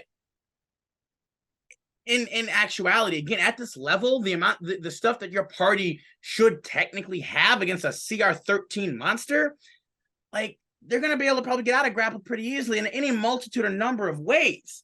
And even more so, like with the target's effects being its maximum hit points reduced, the maximum amount of damage it could deal would be 18 damage. And that's not including if anybody has resistance to necrotic damage at this point, which if you're going to be fighting a true vampire, they probably came prepared for that kind of thing, you know? Yeah. Vampires are not like, they're not like just myths, right? They're not like, everyone knows what a freaking vampire is. In this, as well, like in real life as well as in the game. Like, I don't see how your GM could ever possibly make any real argument for being like, well, your characters can't know what a vampire is or what its weakness is. It's like,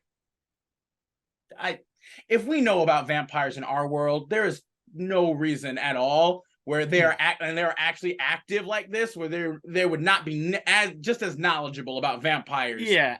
I mean, here. Like there's a case for like if people know about the running water, if people know, like what the stake actually can do. Like just stabbing it while it's alive with a stake isn't going to do anything. No, you have to get it in the heart, obviously, but Well, even then, obviously, it has to be while they're incapacitated. Yeah. So doing that to a vampire, just like say like you're an average adventurer and you're like, well, yeah, stake to the heart, that kills a vampire, and you do it to a vampire, they don't die. No. Outright. So like there are mythologies, or even like actually the garlic myth where they're like allergic to garlic. There are actually probably mythologies about the vampire in D&D within like a D&D world that are misleading. Obviously push that with the fact that technically there is no way to tell that a vampire is a vampire unless it's a spawn, because usually they're more like spawns don't really have the shape change kind of thing. No, there's obviously like a vampire spawn. You could make a case that you wouldn't necessarily be able to tell at a glance, like right away. But for the most part, you know what? I take that back. I think vampire spawn, even as spawn, they're a little bit more monstrous. They can be, but they're not always. Like I think it's like it does vary and depend. I think based off of certain factors, because even vampire spawn can still be and look and appear human. They're not like they aren't always monstrous. Obviously, the only thing that they don't have shadows or reflections, so like that's something that's telling. If you watch them, they don't eat normal food necessarily. Eat food. No, they don't eat normal food. They can. Like no, that's kind of the funny thing. The funny thing about vampires, well, some would argue that that's not the case always. It's true. You make the case of like the aristocrat vampire who like they'll eat food to maintain appearances, and it doesn't bother them. And like so, they're not just dangerous in the sense of stats. They can be dangerous in the sense of you don't know that they're there. They're much more better for like political intrigue, subterfuge, or like more role play-esque things. Yeah. They're not great. They're not actually that dangerous from a pure just statistic standpoint, right? Like mechanically speaking. You can put them in positions that make them more dangerous. You can, but that's my point being is that it usually has to do a lot. But the issue being too is that like again, if you're their biggest danger is ambush tactics. Is if you are caught unawares, they can be exceedingly dangerous for sure.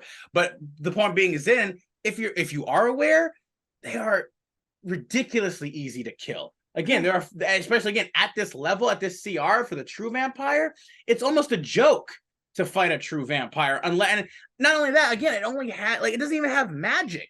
Like again, at the very least, there is the vampire spellcaster as a variant, which ultimately I think puts them more on par with the CR, Oh just because yeah, for sure. like I know it only goes up to 5th level, but you can technically give them whatever you want. Yeah, you can give them whatever you want. You know what I mean? And But it's so like, that's hard. Like that obviously changes things a lot. But you let's see, know, because these monsters, yeah, because again, they have the difference. Like they have like the vampire warrior and they have the vampire spellcaster, and these guys are arguably, the vampire warrior is a challenge rating 15, right?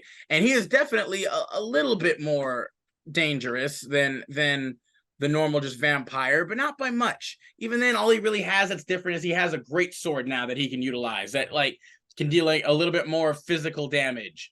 And it's like, you know, it's okay. But even then, it's like at that level, that doesn't really mean anything. He's not that much of a real threat unless he is somehow able to, like, again, charm one of your friends to help you. Unless he gets the drop on you, there's just way too many ways that you can easily kind of take him out. Like, because he's not resistant to anything that you would have at that level. Again, like I think we made a huge thing about this on some of our other videos about the resistance to bludgeoning, piercing, and slashing from non-magical attacks. Who cares at this level? Is a CR 13 or 15, and like, you know, it's like it provides a bit of like nice flavor where it's like, oh yeah, the average Joe is gonna have even more of a trouble killing him or whatever. oh yeah, I mean I'd say that's more threatening on a vampire spawn because you're going to throw those at lower level players. Exactly. And not everyone is always going to have magic. No, absolutely weapons. not. Like at level like 3 to 5, like no, you absolutely could still have just mundane weaponry that's still doing deep, but it's like at this level, at a CR 13 to 15, none of your characters are not gonna have magic means of killing shit at this point. This effectively it has no resistance to anything. It doesn't have even any condition resistances. So you could also hypnotize, charm, paralyze, stun. Like it is woefully vulnerable is the thing.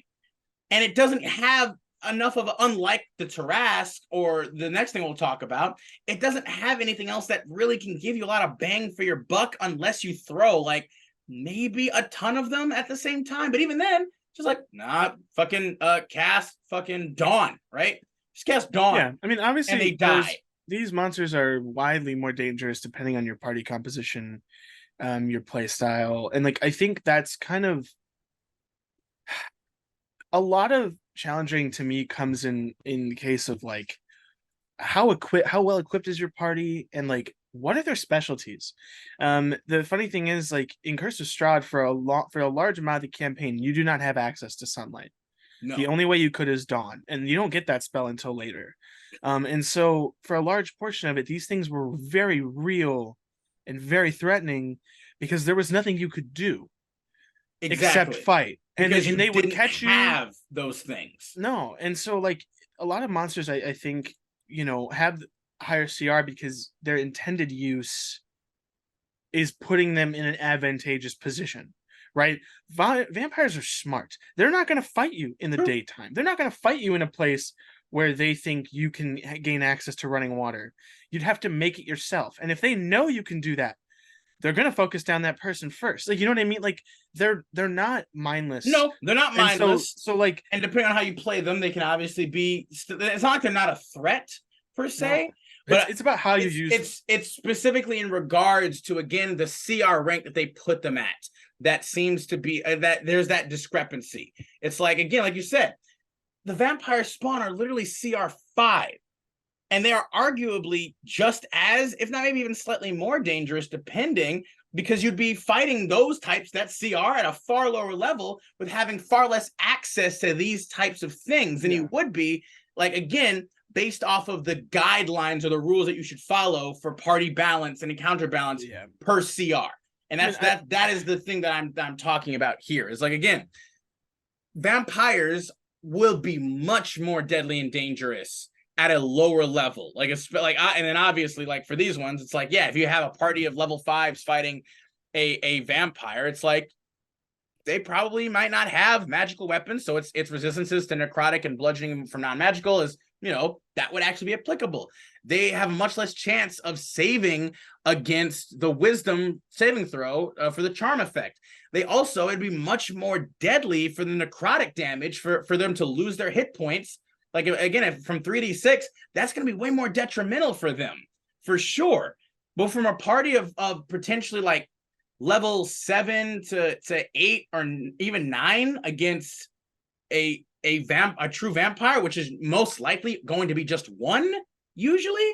Like, you're not, again, these types of creatures at CR 13 are normally like, you're not going to be fighting multiple of them usually, unless you're in a very specific situation. Like, these are usually like, boss monsters who have the vampire spawn and like other minions to fight off. Yeah. He's not going to really be that dangerous or much of a threat to them at that point. They're going to have plenty of things to throw at him that are, and not just him, but also all of his minions that they're going to be super vulnerable to. Like, hell, even if you just cast Daylight, it's not even a damaging spell, but to them it would be.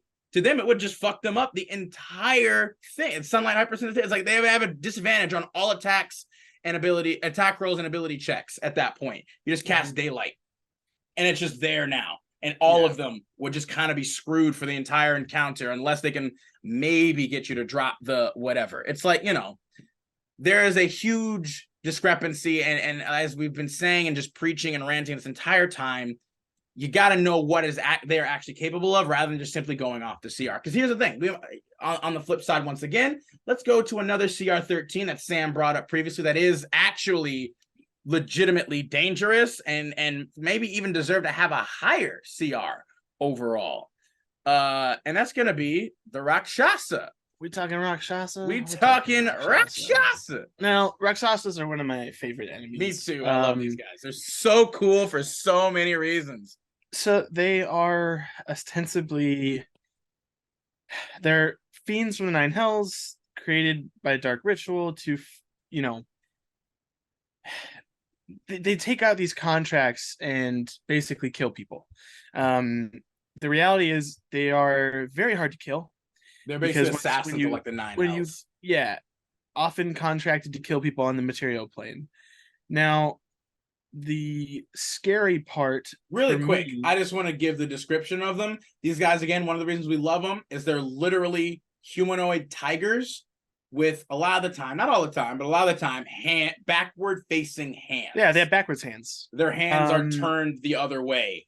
And it's just so funny and interesting and macabre and strange. It's just great.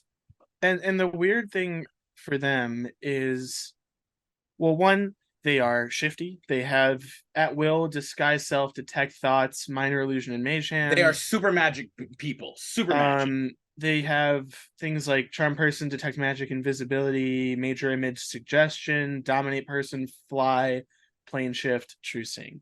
Now, this is kind of nuts because the reason they're so good at their job is, one, their only damage vulnerability is piercing from magic weapons wielded by good creatures. If you are a shithead, they don't.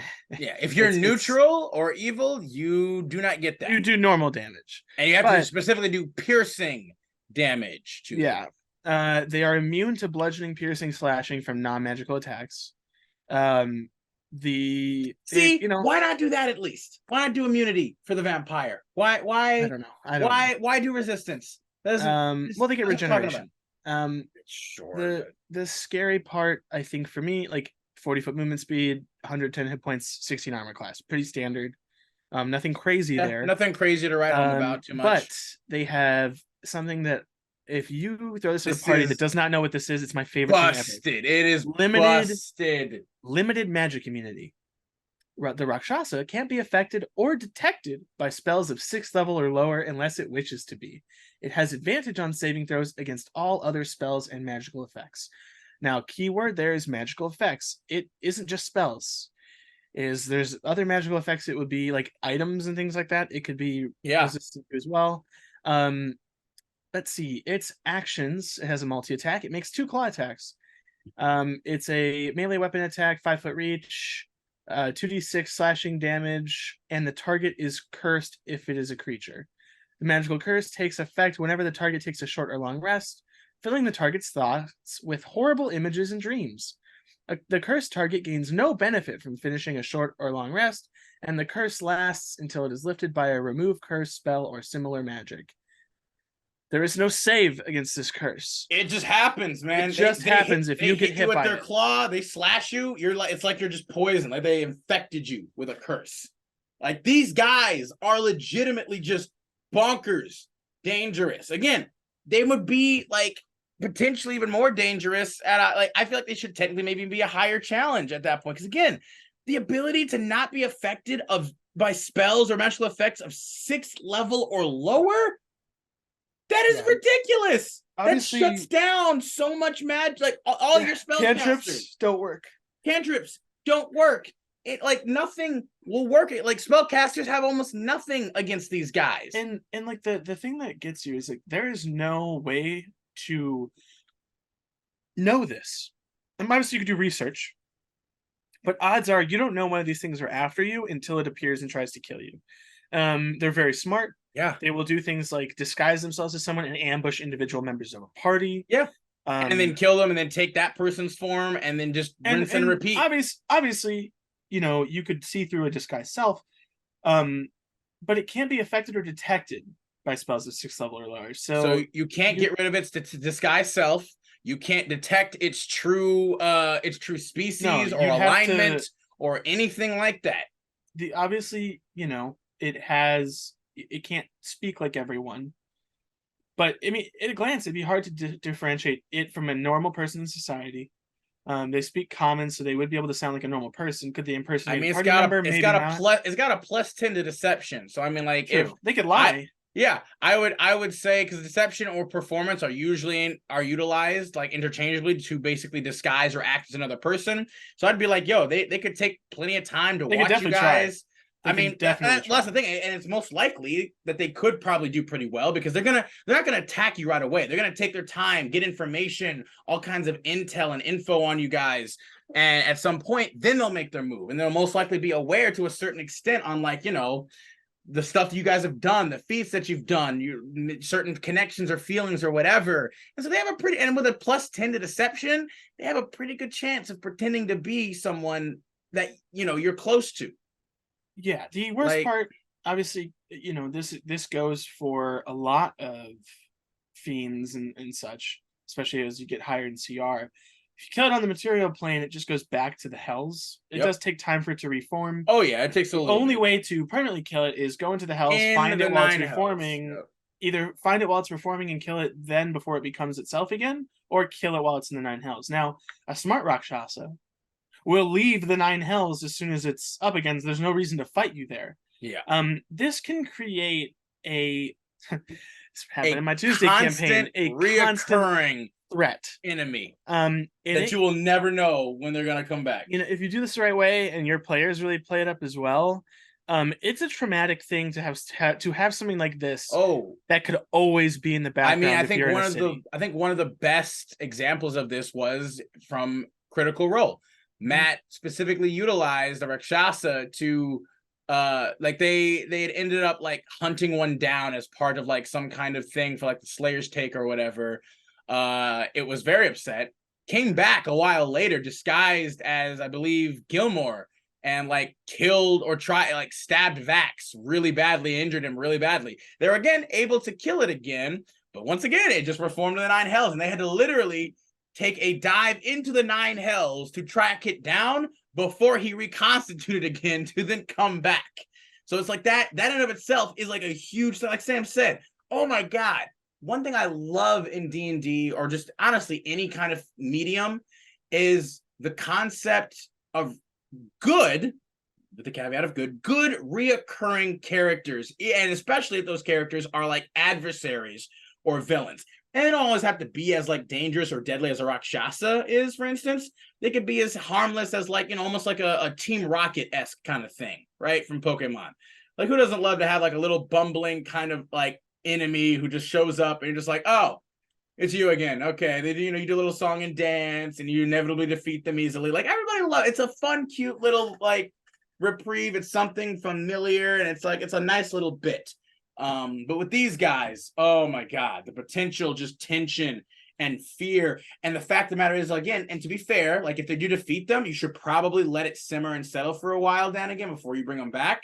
But the fact it that can you take can just months to years, yeah, for exactly, them to from the regenerate. regenerate. But it's like, again, you have the potential. You can potentially just drop them in anywhere, and it would make sense. Like they have so much flexibility. And again, this is one of those creatures where it's like, honestly, they might even deserve a higher CR rating than just 13 for the sheer like application and danger in almost every sense of the word that they present to a party of any level, but especially if especially a party of spellcasters that don't have access to 7th level spells or anything. Like they just like they shut it down. Like they shut spellcasters down. There's almost nothing they can do against them. Like unless you are like a specific like spellcaster that has some kind of like mundane or melee attack. Like it's just these creatures are busted. Like they are unfair in a lot of ways. Again, to be fair, they do have the caveat of like, oh, they're vulnerable to piercing from magic weapons wielded by good creatures, you know? Because that also brings up the question on like, if these guys are so powerful, because there's a ton of them. They're not just like, they have like whole civilizations, as a matter of fact. So it's like you also have to ask the question, like, why haven't they just taken over the world if they're literally able to just resist, like, you know? But it's like, well, a lot of things deal piercing damage, and a lot of, you know, there are decent people, and so it's like, hey, crossbow. I also fuck this thing up with a crossbow. I also think like because of the type, I mean, obviously fiends are kind of beholden to the 9 hells. It's and like, true, and but the, I and the I know rulers of for a those different fact there aren't hells. they live on the material plane too. Like there are a number of them that live separate. They're like succubi in that way too, where they're like they're still they're not beholden to it though, in a way. extent. It is their home plane, is the 9 hells. And like the reality is they are contract killers. They are, you know, they also like doing what they do. They take pleasure in fooling people and acting like they're in these high places, acting as merchants and nobles and things of that nature. Which is terrifying. And the thing is like if they are killed, when they come back, they remember everything, they still know everything, whatever. They will go after your family members. They will, if you die, they will go after your kin.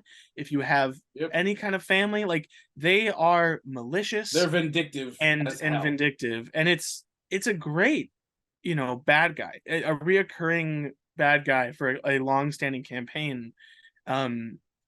It's terrifying. Oh yeah. There is one of my favorite things is you can always take, there is a slightly less effective Rakshasa from Eberron. Yeah. And what you can do, in my opinion, is you can throw one of those at a lower level party, and then the longer it goes into the game, it'll come back more powerful as an actual, like, yeah, I like that idea. That's cool. And so like, yeah, you can make this something that like you always have to watch your back, and it is terrifying because they like subterfuge. They like fooling people, and they're not against killing random people to do it. No, well, again, as fiends, they don't have any potential like morality. They're lawful. They have a reason for doing things. They have a code, but they're not. They don't care about, like, they are willing to do just about anything to get the job done. That is their code. Like I said, that we were talking about again, Homebrew, in terms of honor. They are honorable, but their honor has to do with their own personal set of code of conduct and engagement, and they are not. They have no like qualms about utilizing every means at their disposal to do so. Like they do not operate under the same morality spectrum that normal people would. No, and they are. I mean, they're not above. They obviously they don't want to draw too much attention to themselves, but I mean, they will meticulously plan out what they're going to do to you. They will hire people, hire assassins, hire people to draw you out. All sorts of stuff, and they're willing to wait potentially even like again years in the making for it if they want, because they live again forever. They have no real time limit. Like if they want to, they could just wait it out. Like Sam said, they could wait till you're old, frail, that you've completely forgotten about them, and they just pop up one day and kill your whole family. They'll kill your whole family first in front of you. They'll like kill, and they'll just leave you there. They'll literally just slaughter all your family members and like be like, yeah, remember that time like 50 years ago when you killed me and sent me back to the hells? This is for that. And they just kill everybody. They don't want to be there. No, they don't want to be there. They hate it. That's why, again, a lot of them have left. And I think they've literally a lot of them have built their own kind of civilization like out in the deserts and shit. But yeah, great, amazing monster, absolutely deserving of its challenge rating 13, if not honestly higher. Personally, I think they absolutely should be like a challenge 15, maybe if not 16 for these guys. Just again, for all that they can do, that limited magic immunity, it's in and of itself should bump them up there, because that's just bonkers. That is absolutely bonkers. Again, you're almost always going to have a party with magic users in it, and this guy just shuts that shit down. There's nothing they can really do to that, unless you have like a wish spell that can counteract that and take that away. It's like nothing, man. Ridiculous. Yeah. In essence, anything else that you really had on the docket, Sammy, that you wanted to kind of touch upon? I think we kind of hit the points I was looking for. The reality is like we gave these examples because they're stuff that we like, but again, kind of the whole point of this is the fact that like you need to look at what these things can do before throwing them at your party. And I urge you, if you have monsters that you like, things that you like, change the monster to fit what you need it to do, because there's no reason why you shouldn't. And if you need to tailor something and change something to work at where you are now, that's great. I love doing stuff like that, because it's boring. In my opinion, the one flaw with D&D is that you are kind of gatekeeped on when you can use certain monsters if you're going by the book, because the rigidity of it can be annoying in a lot of ways. You unfortunately, you can't throw a dragon at a level 2 party, but you can throw, and like there's a lot of monsters you just can't throw at certain parties because they will just outright kill them. And if you just make it super easy, then it doesn't feel satisfying. So taking a stat block from something that you like, switching it a little bit, giving it your own flavor as a monster, because there's no reason you can't just go online, find a picture of something creepy, and use that as an example of what your monster looks like, and go, yeah. I did this. I wanted to have I did a one shot from like the 90s. It was like an old D&D one shot. Ooh. And I changed it, and I added monsters, and I kind of changed the ending of it to be like this corrupted kind of heart that they had to find, like this big like bulbous thing that was like corrupting creatures and the world around it. And I liked the idea of having like dryads, but like corrupted, dark, necrotic, like dryads, rotting, like, and using taking stats from other monsters, combining it with certain things from the dryad. Flavor, I like that. And like combining it with like what the dryad's health usually is, but giving it like a more dangerous attack and effects and things, changing certain things about it. Like it also keeps players from being able to metagame, because they that's what I was saying earlier. It's like if you like to homebrew and maybe switch things around, it can keep things and again, exactly, fresh. And it's like it's not even necessarily like your players are actively metagaming, like we said.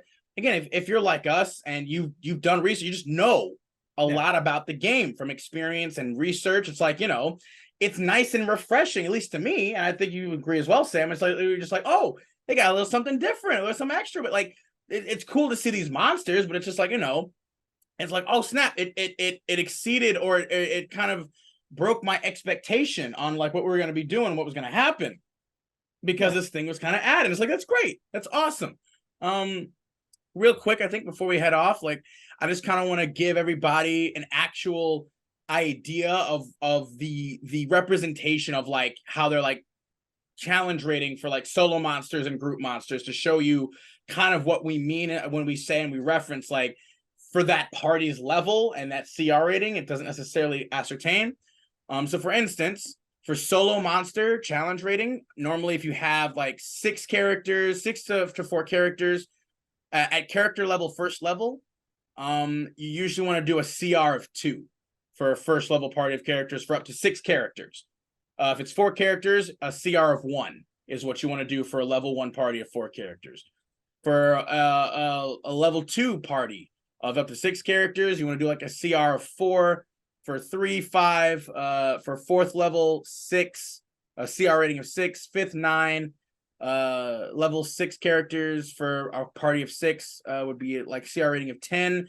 So it's essentially almost around like half the level, right? Of or sorry, not half, double the level of your party. Like, and again, up to a maximum like 6 characters. It's like it's around almost double the level of your party for the CR. So again, for a CR 13 creature, your party was probably going to be like level 7 or maybe even level 8 or so, around there. Level 6 to level 8 is when you'd usually want to pit like a level 13 or a CR 13 monster. And like we said, for like a true vampire, level 6 to probably like level 6 characters might have a little bit more problem, but levels 7 to 8 characters could probably decimate that dude pretty easily at that point. There's not a lot that really have. Against the Rakshasa, level 6 to level 8 characters are like, that's gonna be a super hard fight regardless. There's nothing really that they have that will really, like, again, unless you have like a rogue. Rogues could probably deal buco damage. Like, rogues are probably the biggest threat to a Rakshasa, interestingly enough, which is hilarious to me. That's freaking hilarious that rogues of all are like the most dangerous to a Rakshasa. Rogues, fighters, and potentially like some others and stuff, but like they are. And then conversely, for instance, like 6 level 1 characters against, like, again, the shadows, right? Shadows are CR half. They are one half. They are CR half. And it says here that technically should be, for a party of 6, first level, it should be a CR 2, right? And to be fair, this is solo rating too. Like, this isn't actually having multiple, but it is solo monsters. But all the way to 20th level, like they say, like a party of 6 20th level characters should be fighting a creature of a CR 24, which is only like ancient red, ancient gold, and a few other enemies. Like, and so like demon lords and shit like that, which is like 20th level characters at that point, and there's 6 of them. There's 6 20th level characters having like just one demon lord. And to be fair, a lot of the demon lords do also have the ability to like summon more minions and stuff too to help them, which is nice. But like a dragon, like an ancient dragon against a party of 20th level, 6 20th level characters, I don't know, man. Like, I don't see, unless you play that dragon very specifically, like Sam said, like, unless you have very specific kind of things, if it's just a straight up kind of slugfest and fight, it's like there's not a lot that dragon realistically could do against a group of 6 20th level characters. Like, it is almost, from my experience, and to be fair, I also like to play more epic level fantasy games too, to be fair. But even kind of vanilla scaling, it's like they will more than likely not decimate that dragon pretty quickly. Mm-hmm. Unless there's, again, very specific things the GM does to offset and make the encounter a little bit more flexible or different and difficult. Like, it's just, it's CR.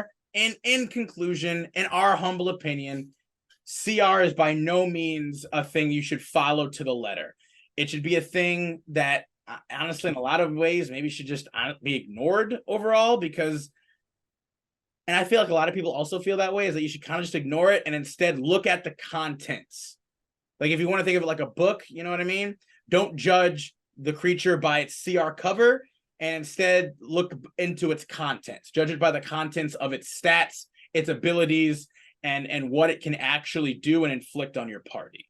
Yeah, because not everything is as set in stone as it appears to be. Obviously, No. If you haven't played D&D before and you're running it for the first time, using the CR blocks might be helpful to get a hang of things at first before you really understand what everybody's capable of.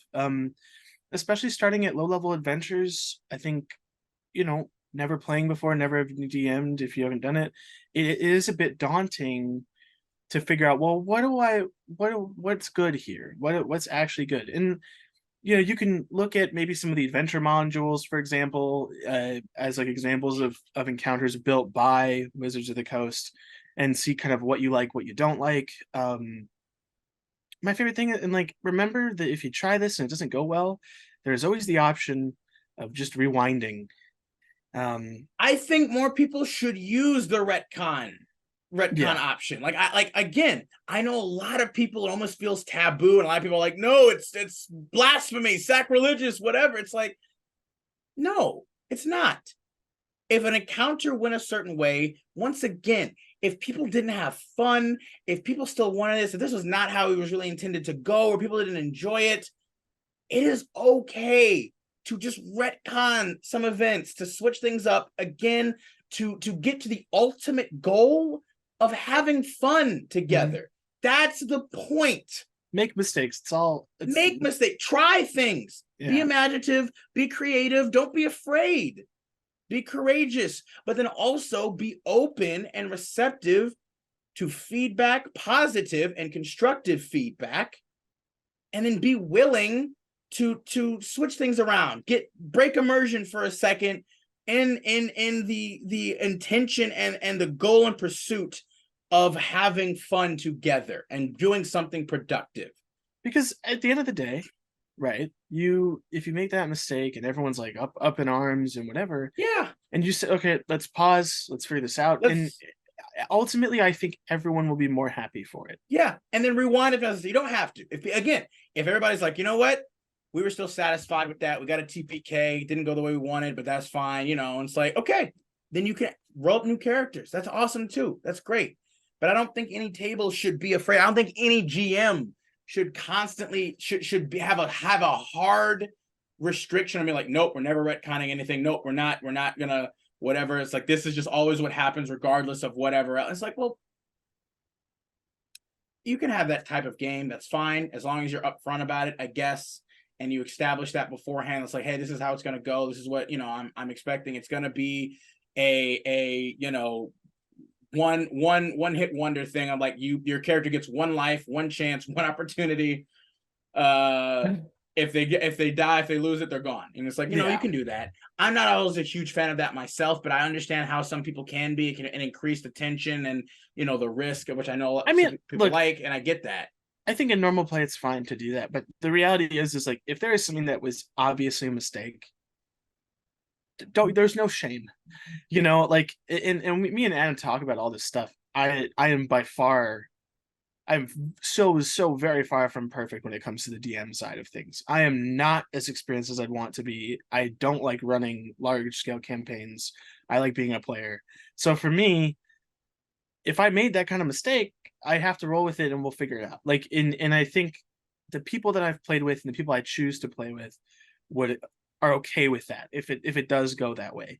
Unfortunately, there are some times where, like, you might just kind of have to hold to the mistake you made and be like, I know I fucked up, but we're gonna have to just try to go through with this as best we can. You gotta roll with it, because, man, sometimes it's too much of a pull out of the game where you're like, sometimes you just kind of have to stop, and that sometimes doesn't work out.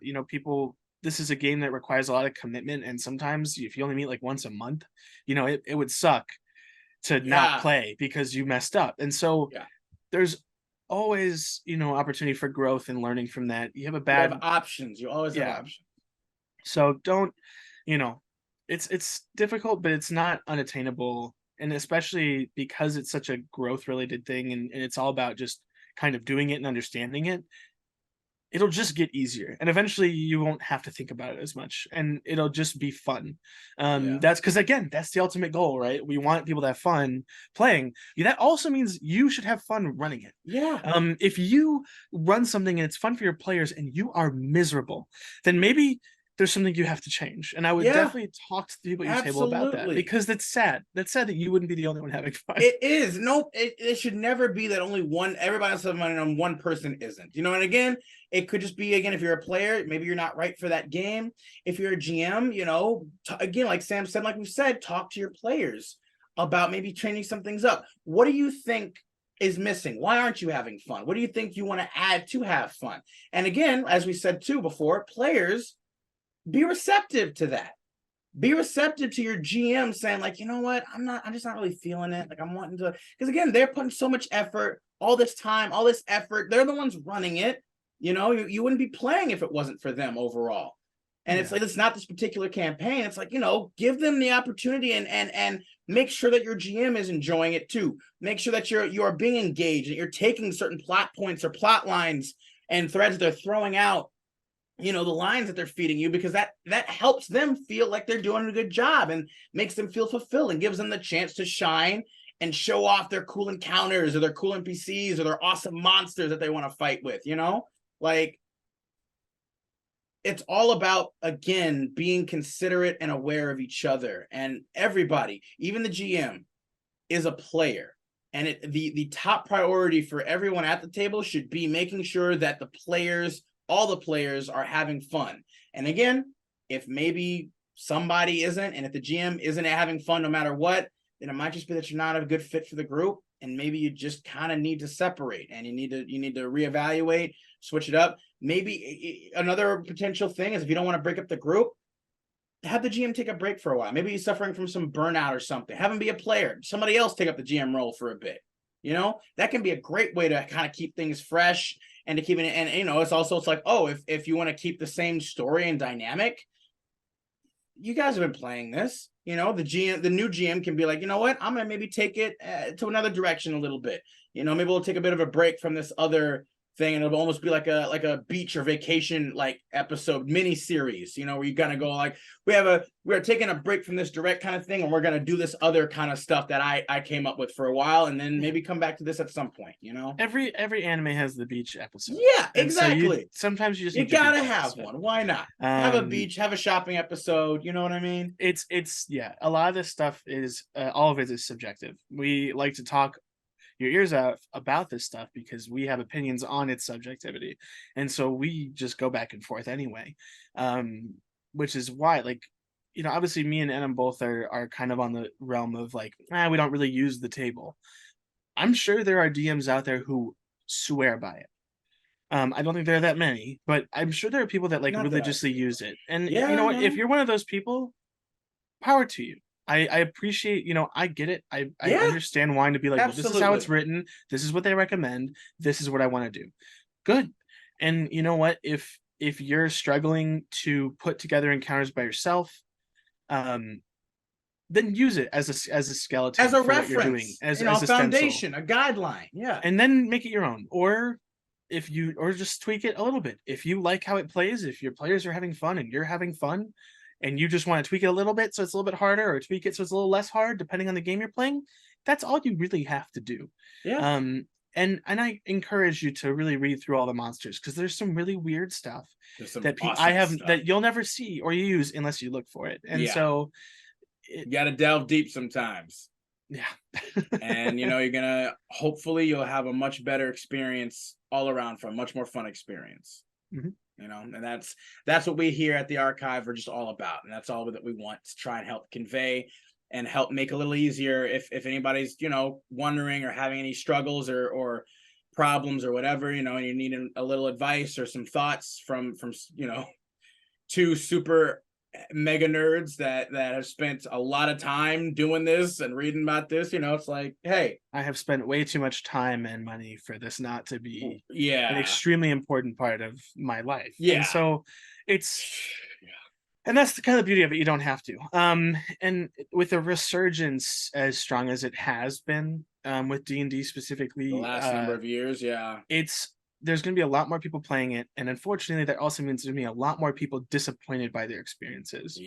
And so we just want to make sure that people that they have that. Yeah, they want I want someone who maybe has played it, had a bad experience listening to stuff like this, and see like, oh, okay, well, next time I do this, I'll have to find someone who goes more along the values that I like for this discussion, because not everything we say is everyone going to agree with. No, it's not. It is by no means the gospel truth. We are never going to say that. We like, and anytime we do, it's almost always going to be a joke. Like, I mean, I can put a suit jacket on, I get some Ray-Bans and act like a cult leader from the South, but it doesn't change the fact that what I'm saying is very much like it's opinion. And I think even within the people that I play with, who I've been playing with for years, who I know very well, I think we would all still differ on a lot of the things that me and Adam have talked about so far, Absolutely. and Yeah. will continue to differentiate on. So just keep it in mind. A lot of our videos end up devolving into this discussion, but Just it's important. ranting, and then It's important to know. us that it's a positive thing for And people. it's conveyed, and we're doing the best. Like Sam said, he and I have both listened to a lot of potential like horror stories or people's stories about how their experience and how like one single experience just ruined the whole game from them. And it's just like, that's so sad. That makes me really sad to hear, because it's like, I completely understand. I've had some bad experiences too. I have. But I've also had a number of amazing experiences, and I kept trying because I love playing this game. I love what it can do. I love what it can offer and provide for people. And it's like, just know that with all the good and all the bad experiences that you've had, that you have just as much chance of having great ones too, if you just maybe had a little bit more, maybe information, sources, knowledge, patience, whatever to choose from, and ways of figuring out things that are confusing or didn't make sense at the time. So yeah, we do hope that with this, we're maybe providing that even a little bit. And if we have to even like one or two people, then we have accomplished the mission, that is so very fulfilling, and we appreciate, and we're so happy that we could help at all in any way. And so, as always, thank you guys for coming along with us on our wild, inane ranting and raving and rambling. It's always a pleasure. We always have a great time doing this, whether we agree, disagree, argue, debate, agree, all that stuff. It's awesome, and we appreciate it. And we hope that you guys are getting something out of this. If nothing else, a little entertainment. So again, as always, appreciate you guys. Love you guys. Let us know about, what personal experiences and thoughts you have on the CR system and anything else, like kind of balancing and stuff that we talked about before. We're always interested to hear it. Yeah. Let us know if you have anything you would be interested to hear our opinion on. Yeah. Let us know what topics you guys might like. I'm always down to beat something to death in terms of talking. Yeah. I think that's been more than proven and shown at this point, but that we can go on this for hours and have and will. But thanks again, y'all. Have a great rest of your day. Appreciate you. Signing off. We'll see you next time in the archive. Peace.